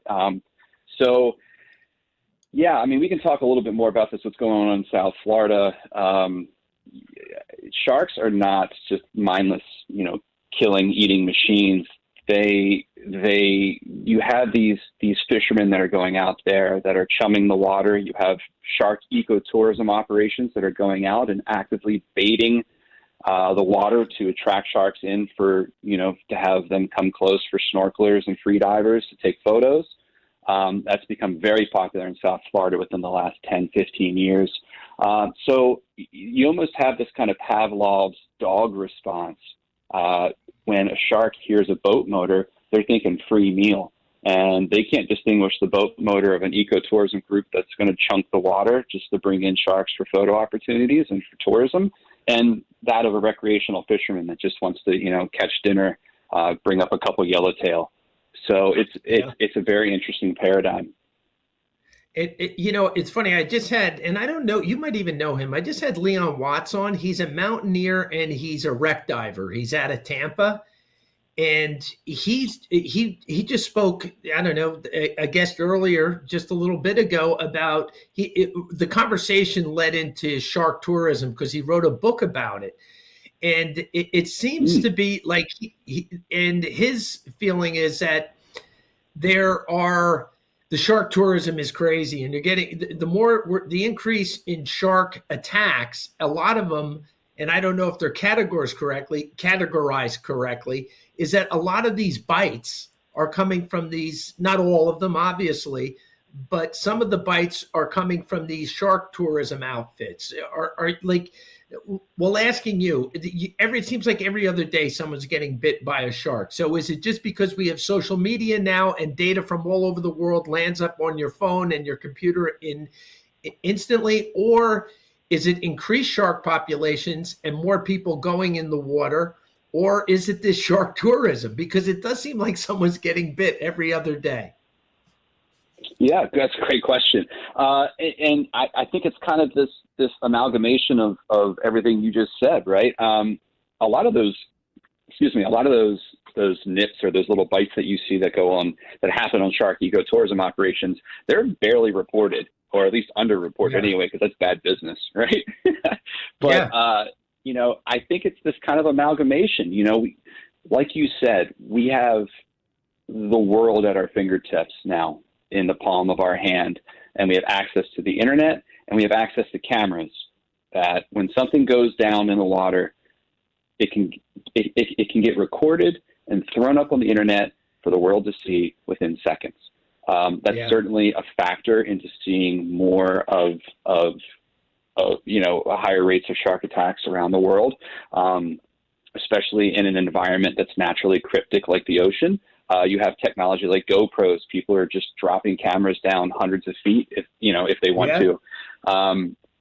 So that's definitely a part of it. I do think there's also the fact that there's just more people in the water, Tom. It's Absolutely. like the way that I like to equate it is if you're outside during a thunderstorm and there's one person on a hilltop holding a metal rod in the air, you're less likely, there's less of a chance of a lightning strike. If there's 100 people on that hilltop holding up a lightning rod or holding up a metal pole, there's more of a chance of a lightning strike when that happens. It's just a statistical significance. That rate of attack or rate of human wildlife interaction might be still, staying at 3% or whatever percent that is, but it's just 3% of a larger number of people. And lastly, I do think there's some conditioning of these animals. Like I said, Pavlov's dog, they're hearing these boat motors and they're immediately thinking free access to meals, because it's all about a caloric intake at the end of the day. How many calories am I going to take in versus how many am I going to expend? And if I can wake up every day and there's a hot dog sitting on my nightstand, I'm just going to eat the hot dog. There's no incentive for me to go downstairs and make steak and eggs, even though that might be better for me and fill me up. I'd rather take the hot dog because it's easier and it's less energy. And I know you've done a lot of shark tagging, right? So explain to me and the audience that when they tag a shark, what is the data that you get from the tags? I'm sure there's tons of data, but what is the rich data that you're grabbing off these tags? Sure. Well, there's 3 different kinds of tags, and a lot of people don't really understand that there's 3 different kinds of tag technology out there. And I'm talking very, very general, broad terms here. But there's a mark and capture tag, which is a little spaghetti tag that goes into the dorsal fin, and you need to catch that animal with that tag again in order to see where that shark has moved. Then there's electronic tags, which I think people are a little bit more familiar with, and that's the satellite tag, right? Satellite and acoustic tag. So the satellite tag can get mounted on the dorsal fin of the shark, and every time that shark breaches the surface and that tag goes dry for a couple seconds to a couple minutes, that sends a signal up to the Argos satellite network. A bunch of satellites are orbiting the Earth right now on a circumpolar kind of route. And the satellites are about the size of a beach ball. But that signal gets relayed up to the satellite. The satellite sends the signal back down to our computers, and I get, more live kind of idea of where these sharks are in real time. And the error radius on that can range from tens of kilometers to hundreds of kilometers. So it's a very broad brush that we paint. And those tags are expensive. They're thousands and thousands of dollars. And then the third type of technology is what we call acoustic tags. And that can either get mounted on the shark's fin, kind of like a satellite tag, but can also get surgically implanted in the animal. And you make a little incision, you pop the tag in, you suture it up like you would, go to the doctors and get a couple sutures. Those sutures dissolve, the tag remains with the animal throughout its life. And depending on the battery life, you can get anywhere from a couple days worth of data up to 10, 12 years worth of data. But with those acoustic tags, the shark needs to swim in periphery of a listening station. And scientists up and down the east coast of the United States, from Brazil to Nova Scotia and beyond, have put these listening stations on the seafloor. When a shark swims by, it logs the date, the time, and the unique ID code of that specific shark or whatever animal, sea turtle, cobia, grouper. Right. And then you have to go find those listening stations at least once a year, which is a stressful endeavor because the seafloor has shifting sediments and all that stuff, and they can get buried or relocated. But you have to find them, plug them into your computer, download the data, swap out the battery, and put your listening station back out in hopes that one of your animals or someone else's animals comes within periphery of that listening station. So that's really fine scale data, right? Because you have to swim within a couple hundred meters, but it's not real time like a satellite tag would be. And what type of data? Cheaper than a satellite tag. Yeah, I mean, that's an expensive endeavor, some of this shark research. But what, like, as a scientist and you're covering sharks, like, what's the data that if you were to pick one data point, what would be like, this is the data point that I like the best because of why? What data point would that be? Well, every researcher has their own research interests, right? So I'm more, my passions lie into where sharks are moving into highly modified environments, urban environments, anthropogenically altered environments. So, what I tend to look at is something called residency time. So how long the shark is pinging in a certain area over the course of several days, several months, etc. And that's what we call residency. Let's explain to the audience what you're seeing, and this is what I found very interesting, is the shark habitat is now moving into urban areas in the oceans and the rivers and the harbors that surround cities, Miami being one. And I know New York harbors, and I'm assuming that because water is getting cleaner coming out of those rivers and into those harbors, that there's more fish coming in, and that's drawing the sharks. Because I heard New York Harbor is seeing whales and crazy amounts of fish. Is that what you're seeing with sharks? Why you call them, what did you call them, like urban sharks? Yeah. So the degree I got in the University of Miami, we led some pioneering work in urban ecology of sharks, or where sharks are moving in coastal metropolis, downtown Miami, up the Miami River, etc. So to answer your first question, have sharks always been kind of utilizing these downtown areas, and we're just starting to notice them because of tag technology, and we're starting to pop tags into them and through the advancements of technology? Partially, yes. I think also in areas where we're seeing an improvement in water quality, of course, there's going to be that kind of echo of clean water brings in healthier fish populations, brings in healthier predators such as sharks. Also, what we're seeing is as waters are warming, and I'm not going to get into what is causing the warming of waters. That's a whole nother debate for another time, but you can't deny that the waters are getting warmer. So as we have this kind of tropicalization occurring when areas that aren't necessarily tropical before, like the Chesapeake Bay, we're seeing redfish move in. We're seeing potentially sandbar sharks move in further up the Chesapeake Bay than we've ever seen before. Some of the work I've done getting some anecdotal evidence from watermen and fishing guides is, I think, proving that. But,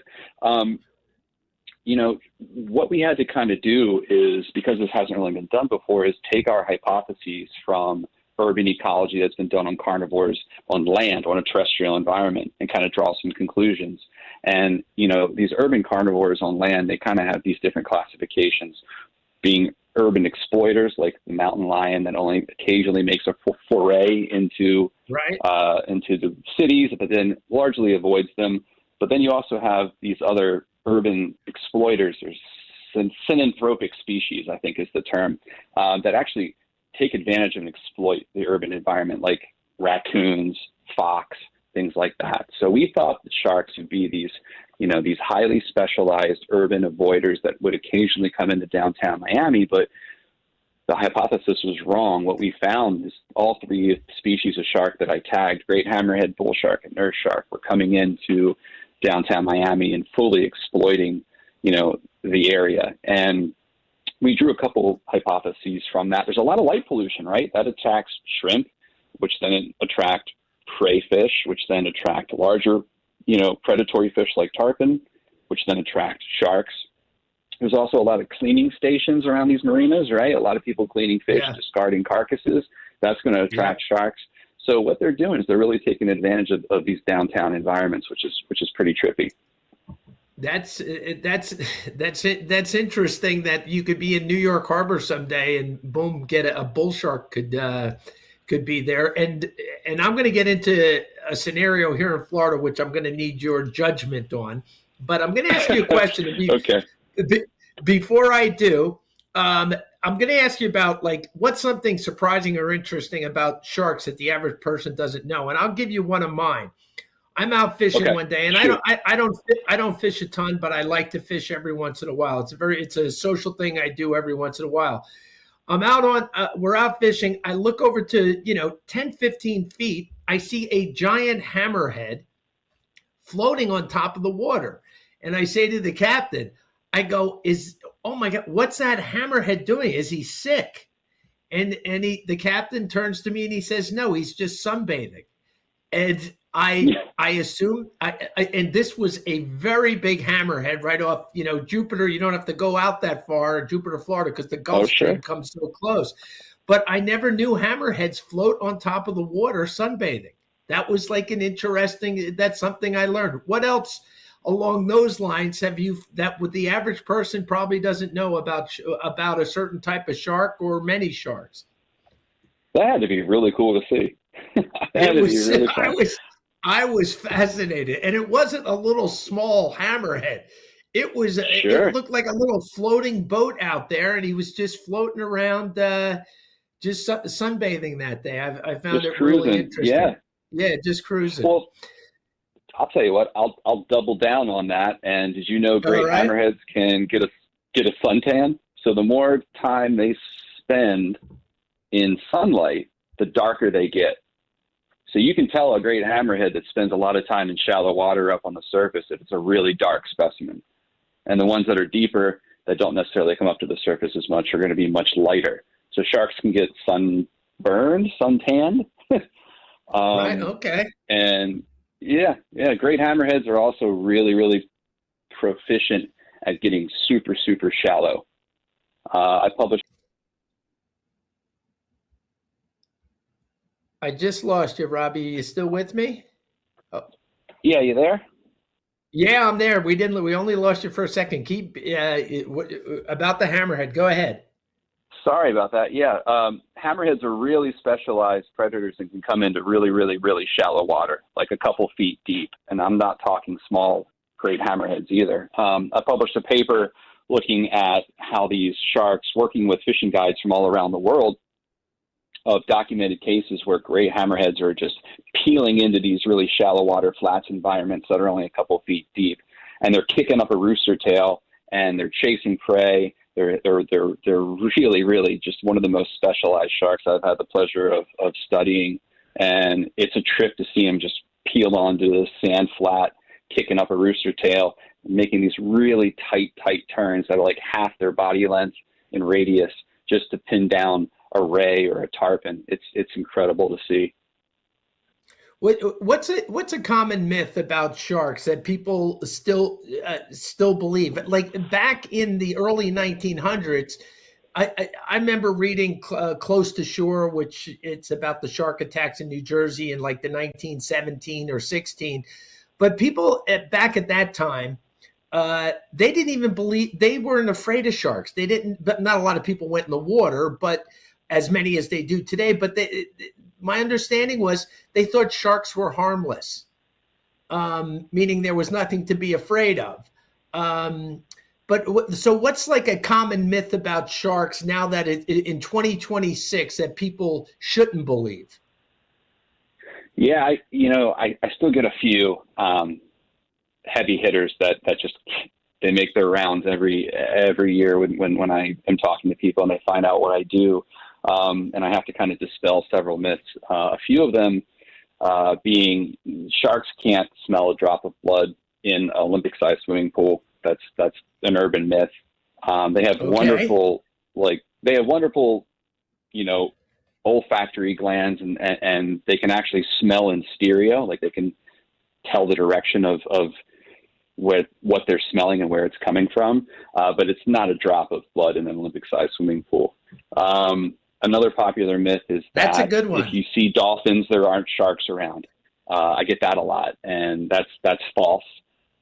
There can be a ton of sharks around where you see dolphins. They're not going to pull like the old, flipper routine and attack a shark if you're near a shark. The same waters that are harboring a lot of dolphin are also going to harbor a lot of sharks concurrently and side by side. All right, they're good ones. We're going to go to break, and when we come back, Robbie, I want you to hold on for one. We'll do a short segment when we come back, and I am going to describe an incident to you that happened to me and another paddleboarder.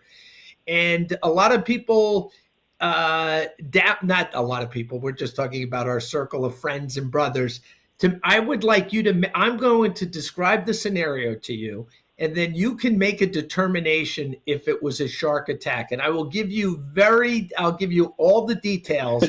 And I'm looking forward, and I even think you'll understand where I am, where this occurred. So when we get back from this commercial break, you will be analyzing a potential shark attack. So let's go to break. We'll be back in a minute. Philadelphia, we've got a problem. Home care is in crisis and there aren't enough caregivers to meet the demand. So if you've got a loved one with Medicaid and needs care, don't wait. Freedom Care was built for this moment. We help you get care at home from someone you already trust, a family member or friend who can get paid to help with everyday needs like meals, medication, bathing, and mobility. If you have Medicaid, it's 100% free to you. No waiting lists, just real care from your people right now. Freedom Care handles it all, training, payroll, and support, so you can stay safe and comfortable at home. And your caregiver gets paid after every shift, guaranteed. With 97% satisfaction and over 150 million hours of care delivered, Philly families are already making the switch to care at home. Take care of your own and get paid with Freedom Care. Call 267-489-1601. That's 267-489-1601. Call now. 267-489-1601. 267-489-1601.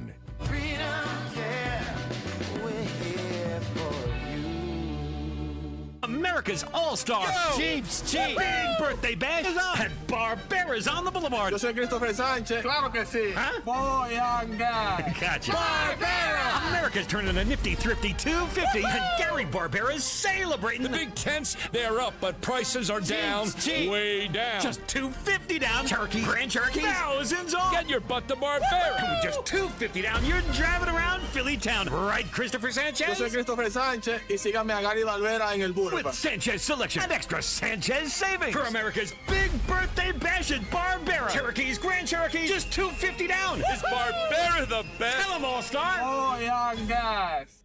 Happy birthday, USA! Barbera. Chiefs cheap. Thousands off. And just an American All-Star, $250 down. Just $250 down. Right, Christopher Sanchez? Boyangas. Tell him Christopher Sanchez sent you. Go fight! I'm Gary Barbera with one more thing to say. Happy Memorial Day. Many of you know that my inspiration for becoming an accident attorney was my brother Tim, who was rendered a quadriplegic at age 18. I didn't know what a personal injury lawyer was or what they did, but I soon did. Tim was treated terribly by the insurance company, and I became enraged. It was a constant delay and deny.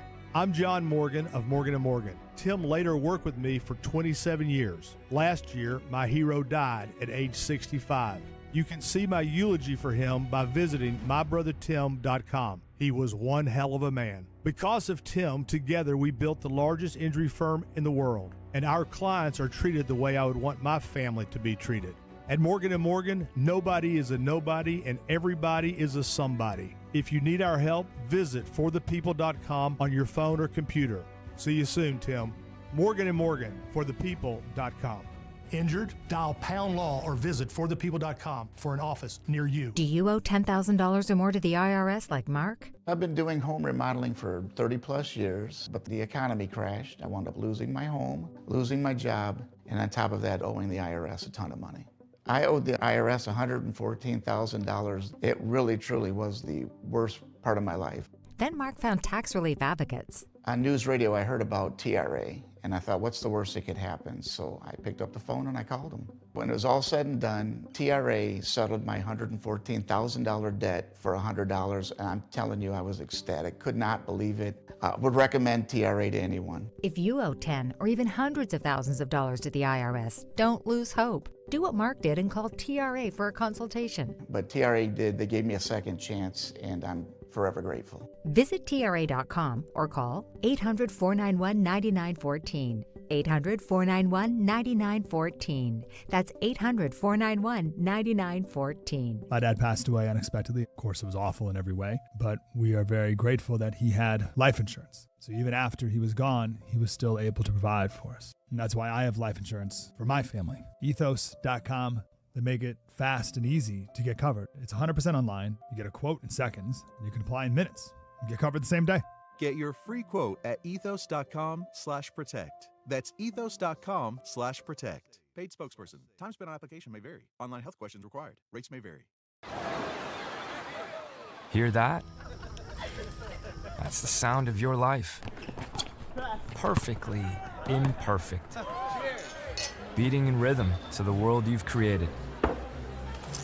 But every time you drive after drinking, the music gets drowned out.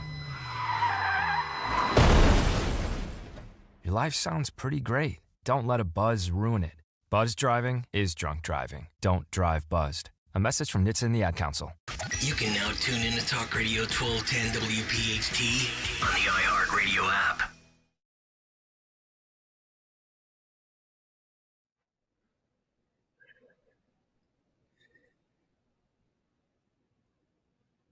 Welcome back to the late night show here in Philadelphia on 1210 WPHT with Tom Azelby. I'm here with Robbie Romer. We're talking sharks, and he's from projectdorsal.org. If you want to know more about Robbie, that's where you go. It's projectdorsal.org. Robbie, I'm ready now to describe to the listeners and to you what happened to me about a year ago. On the intercoastal in Jupiter, Florida, and I'm going to ask for you to make a determination. Are you ready for this? I am. Full disclosure, this is the first time I'm hearing this, just like everybody else. So, of course, bear with me. Of course. So I'm out on a paddleboard. I'm out with a very good friend of mine, a college roommate of mine. And we're in the intercoastal. And I have to give you the logistics because you track where sharks go. I estimate we're less than a mile from the Jupiter Inlet. And that's where you go out to the Atlantic Ocean. So we're on the intercoastal. It's a beautiful day. It's clear water. And we're about a mile, not even a mile from the Jupiter Inlet. I am standing on the board. My buddy has decided to kneel down on the board because he doesn't paddleboard a lot. We have to go over where the boats are coming down the middle of the intercoastal. We have the right of way as paddleboarders, but there's a lot of wakes. And he actually has a new knee too. He had just gotten a knee replaced. I actually saw him in a football game when that knee got all busted up 30 years earlier by coincidence. And, he's a heck of an athlete, but he's like, I'm sitting down because we got to go through all those wakes to get across. So we're about 2 feet from each other. And as we're starting to make our way to go across the intercoastal, and believe me, it's a little dicey because, the boats can see you or whatever. And they are slowing down but this was before there was a no wake zone. But so they are kicking up some water when you're going over. I'm standing as we're crossing over. We're 2 feet apart. I look down and I go, what is that? And he's a sportsman too. He owns his own boat. He's been fishing in the Atlantic forever, from Jersey, South Carolina, and down here in Florida. And it looks like something brown. And as he looks over his shoulder, but he's sitting down he's on his knees, he looks over and he says to me, it can't be coral. At that moment, the board is hit from underneath, that it lifts the board up about 3 feet with a splash, and the board comes flying back down into the water. He lets out a visceral yell, which I'm familiar with because we've done some things together that I won't go into the details. I've heard this visceral yell from him, and it's a WTF yell. And then the board slaps back down onto the water. I turn, all I say to him is keep paddling. And we keep paddling, and I'm praying I don't fall off because I am standing. Now, if that whatever hit his board had to hit me, I would have went flying into the water because I'm standing. He had decided to kneel on the board so he doesn't fall off. But when you get hit from underneath, you lean down and kind of lean into the board as it flipped up in the air. And it went up about 3 feet. Now, some people who don't want, so we can't brag that we survived the shark attack, say a manatee hit us. But my theory, before I get your professional judgment, my theory is, and there are a lot of manatees there, but they're not like floating around all over you. I don't think a manatee would come up that fast or hard. So, Robbie, I'm going to turn it over to you with all your shark knowledge. What would be your ruling on this right now? All right, I have some questions. You bear with me? Okay. I'm here. All right. How shallow were you, do you think? That's a good question. I think we were. I think it had to be 6 to 8 feet of water because the reason I think this is because we're heading into where the boats are coming through. So on the intercoastal, I don't believe we were on a sandbar at that point because we're now heading into the middle of where the boats are coming. So I would say could have been anywhere from 6 feet to 12 feet. Okay. So not terribly shallow. What time of year? Was it winter or was it summer? I think it was, I'm going to say it was like April or May. Okay. So still manatee season. Yeah. There were manatees. There were manatees out there then. It was brown. Could be a nurse shark. Nurse sharks are really brown. However, nurse shark, if it was spooked, wouldn't kick up that much of a fuss. Right. Now, have you seen videos, Tom, of manatees spooking? What they do? They will throw their tail up, they will kick up, and they will cause a heck of a commotion. Oh, okay. All right. They could do that. Okay. And listen, I'm not, because the victim of this attack, regardless if we think it's a shark or a manatee, his brother, who's also a sportsman, has pretty much, and I do want to add one thing to it, that one person had yelled to us earlier, have you seen the manatee? Okay. So now we know there is a manatee in the area, but that was probably like 20 minutes earlier, 30 minutes earlier. Now, his brother does not believe it was a shark, and I was hoping you would come on and confirm it so me and my friend could tell his brother, who's also a sportsman out there on the water. So I've never heard that a manatee can flip up. Is it? Would you call it its fin or its tail? What is he hitting you with? Tail, yeah. Okay. There's all some crazy photos on Instagram and on YouTube of manatees spooking and oh my God, what they can do and the waves and the ruckus they can cause, so to speak, is enormous. But you being so deep, though, that's usually in really shallow water they do that. So I'm not going to say it wasn't a shark, Tom. Okay. Now down here we're known for a lot of bull sharks. Lots of bull sharks in the area. That's bull shark season as well down there. That's when the bull sharks come in. Same time as manatees when it's a little cooler. Yeah, so you're gonna have, like, if you were doing a shark attack website, you would have to be neutral on this, I assume. I'd have to say inconclusive. Inconclusive. If you had to bet, what would you bet? If I was a betting man and you had a gun to my head and I had to put down some money on red or green, on shark or manatee, I'd go manatee. Okay, all right, that's the ruling. It ruins our story. Robbie, it ruins our story going forward because now I brought a shark expert on, put him on the public airwaves to make a decision that it was a manatee. But let me tell you, Robbie, it was great having you. I'll tell you what, Tom. Go ahead. Let me make it up to you. Whenever you're back up around the Chesapeake Bay, you have a free spot on the boat to come out and tag some sharks with us. And you can get an idea of what they look like up close, and maybe it'll jog your memory.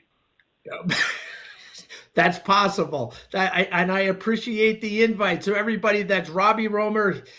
He's a shark scientist, projectdorsal.org. Go check out his site, see some of the interest. If you're into sharks, he's a guy to keep an eye on. Robbie, thanks for coming on the show tonight. Have a great day. Thanks so much. It's my pleasure. Take care, guys. Take care.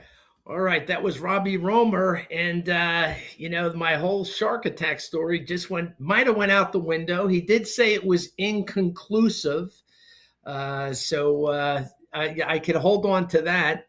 But I never knew that manatees could kick up like that. So, and there are plenty of manatees in the intercoastal.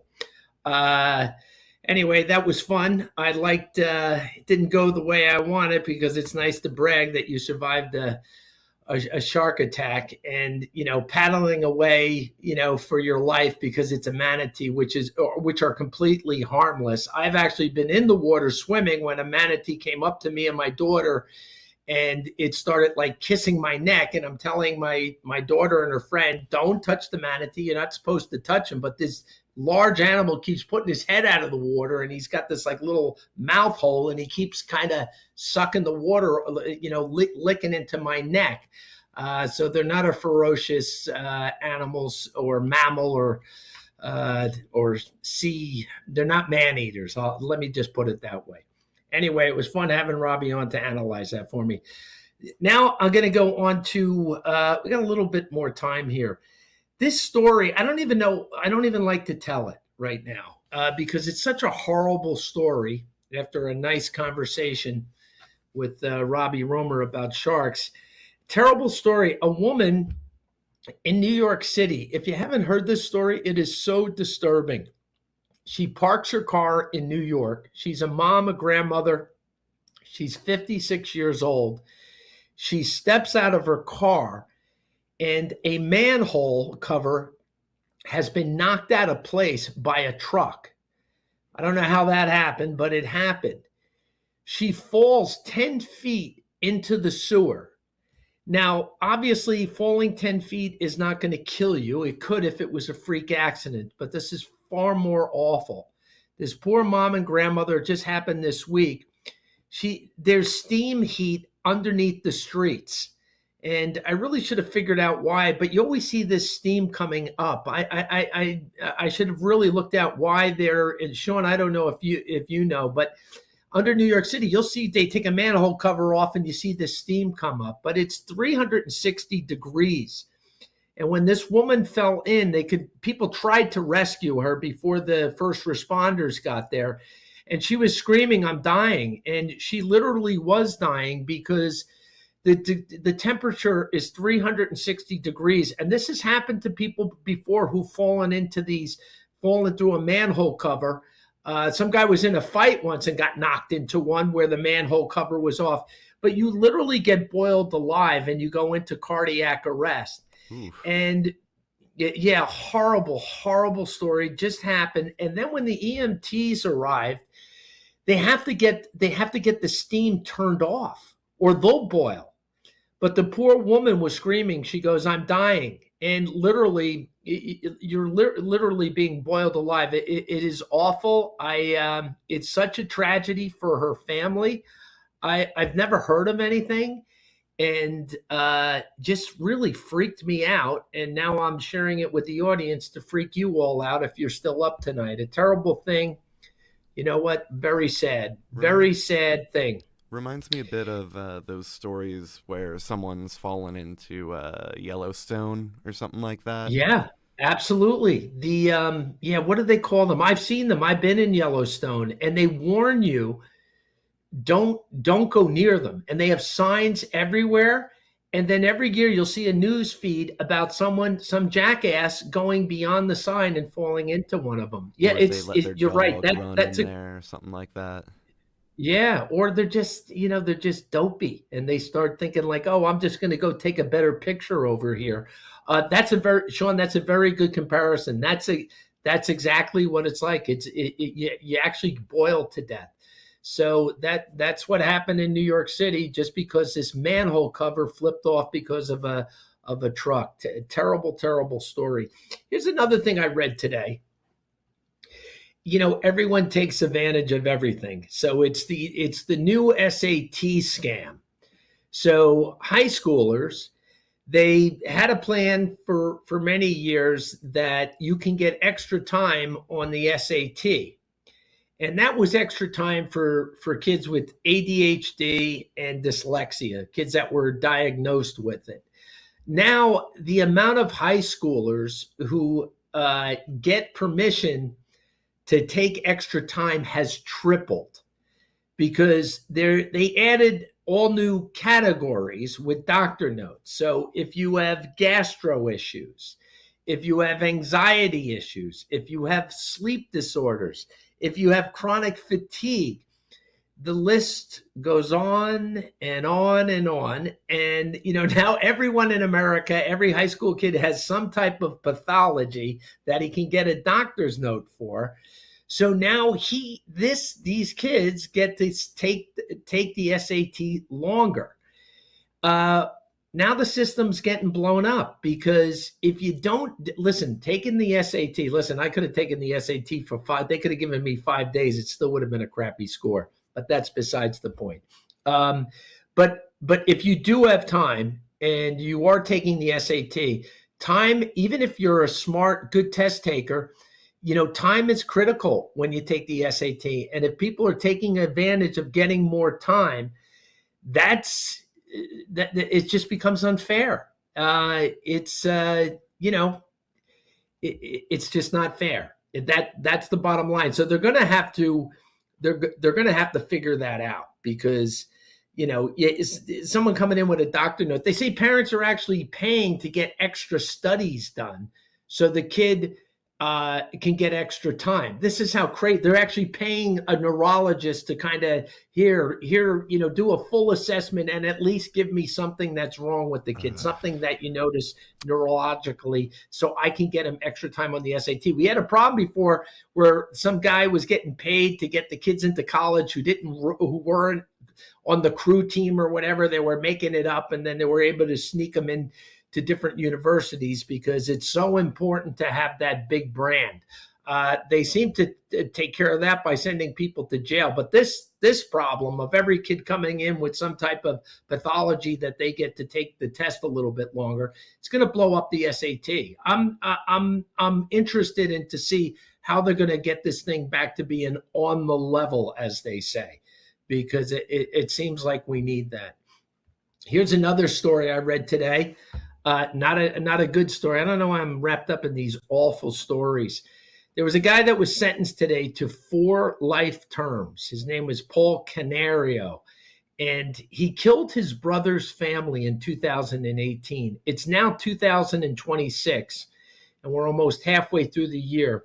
It took the New Jersey justice system 6 years to get this guy in front of into the court so we could get justice. Just think if you were connected to this family, and this guy is a savage. He shot his brother out on the front lawn or in the front of the house. Then he shot his wife, would be his sister-in-law, and then for some unknown reason, the little kids woke up and they were coming down because they could hear the gunfire. He stabbed them both to death, 11 and an 8-year-old. And this happened in New Jersey. I think it was over in Monmouth County somewhere. And this is how sick this guy is. It was all about getting his brother's life insurance money. And he attacked him in the wee hours of the morning, and he killed his brother's family all over money. And he was even caught stealing money from his brother's business, who he was a minority partner in it. But he was living this life of buying Porsches. Like the fact that money, you could be so consumed with money. And he had a girlfriend who he was treating. She was married, but he had a girlfriend, and he had this crazy lifestyle that he would do something as sick and twisted as this. And the surveillance video, this guy should be put to death. I'm a big believer in capital punishment. Not in all cases, but if there was ever a case for it, this is one. They had a surveillance video of him leaving with his car, his home, at 2 o'clock in the morning, coming back in 2 hours. Then they see him covering up his own camera at the time when he arrives back. The bullets that were in the gun were tied to him. They found the gun. There were DNA on the clothes from the murdered children. His DNA was on the murdered children. And he had money problems because he couldn't stop spending money. The fact that you could fall in love with money, that you would do something to this. You talk about sociopathic. Another story, like the story I just told you with the manhole cover. And then he goes to trial 6 years later, and then they blame it on COVID because a lot of people were saying, when are you going to bring this animal to justice? The justice is he's going to serve 4 life sentences. He's never getting out. That's what they say, but you never know. In this world, you don't know. I assume he will never get out. Unfortunately, it didn't happen in Florida because he would have been tried because I looked this up, how long it would take to do a capital murder case like this. It would take them, maybe they would get him in front of a jury in maybe 1 year to 2 years, not 6 years. Yeah, Florida's pretty obviously about that. Yeah, it's just a terrible story. Wow. I don't even know why I'm repeating it. It's just because I was so sickened by it. The same with the manhole cover. That was an accident. But this, you talk about viciousness, man. There's definitely some serious evil in the world. Okay, we'll do a little bit of lighter news as we close out of here tonight. I found this kind of funny. In Washington State, the DMV built an AI agent, and I'm very familiar with it because some people, when I was in the technology business, and I've seen the AI agents, and they're interesting. It's like the new business, and everyone's moving into it. It's like an AI agent acts as your secretary receptionist, but they can do a lot more. But at the DMV in Washington State, if you pressed 1 for English and then it said press 2 for Spanish, when you press the Spanish button, and it took them a year to fix this, or maybe not a year, but they said for months, the AI agent spoke in English with a heavy Spanish accent. If you press 2 for Spanish, it was English with a heavy Spanish accent. Now, what's the moral of this story? The moral of this story is that the DMVs suck everywhere. Actually, they're not that bad in Florida, by the way. New Jersey, I think, it's improved a little bit too, I've heard. I've actually heard it has improved. Depends on the location. That's true too. I get that. If you're in a certain area, it's a disaster. But what's amazing about the DMVs is they didn't fix this for months. That is such an embarrassing mistake that you would think and it's probably an easy fix, but it's not an easy fix when you get caught in the government bureaucracy. And that's what happened there up in Washington State. What else do I have? Oh, I didn't like this, Sean. You're not going to like to hear this either. Scientists in Sweden for the first time found microplastic inside human testicles. I don't know what that means. I don't know the outcome of that, but I can tell you this, that does not sound good. Does not sound good. So if I learn more about that, I'll let you know. But that's the show. Everyone have a great week. I will be back Saturday morning, the Tom Azelby Show, 8 to 9 on 1210 WPHT in Philadelphia. I'll see you Saturday morning. For 100 years, Edelman's in Jenkintown has been the name families trust when it's time to sell gold, silver, and coins. A fourth-generation family-owned business built on fairness, honesty, and treating every customer with true respect. At Edelman's, you'll always get a clear, no-pressure offer. Their best offer first. Sell your gold jewelry, bullion, or coins with confidence at Edelman's. Visit edelmanscoins.com or call 215-572-6480. Edelman's, where fairness has been our family tradition for 100 years. Do you have 3 ex-wives and your current trophy wife wants a life insurance policy 3 times the size of the policies you had to purchase for your previous mistakes? If so, you need to call Big Lou at Term Provider, 800-700-6898. Big Lou is intimately familiar with your problems, and if you're 50 or 60 years old and in reasonably good health, a $1 million policy should only cost about $100 to $200 per month. Big Lou may have a solution for your previous policies as well.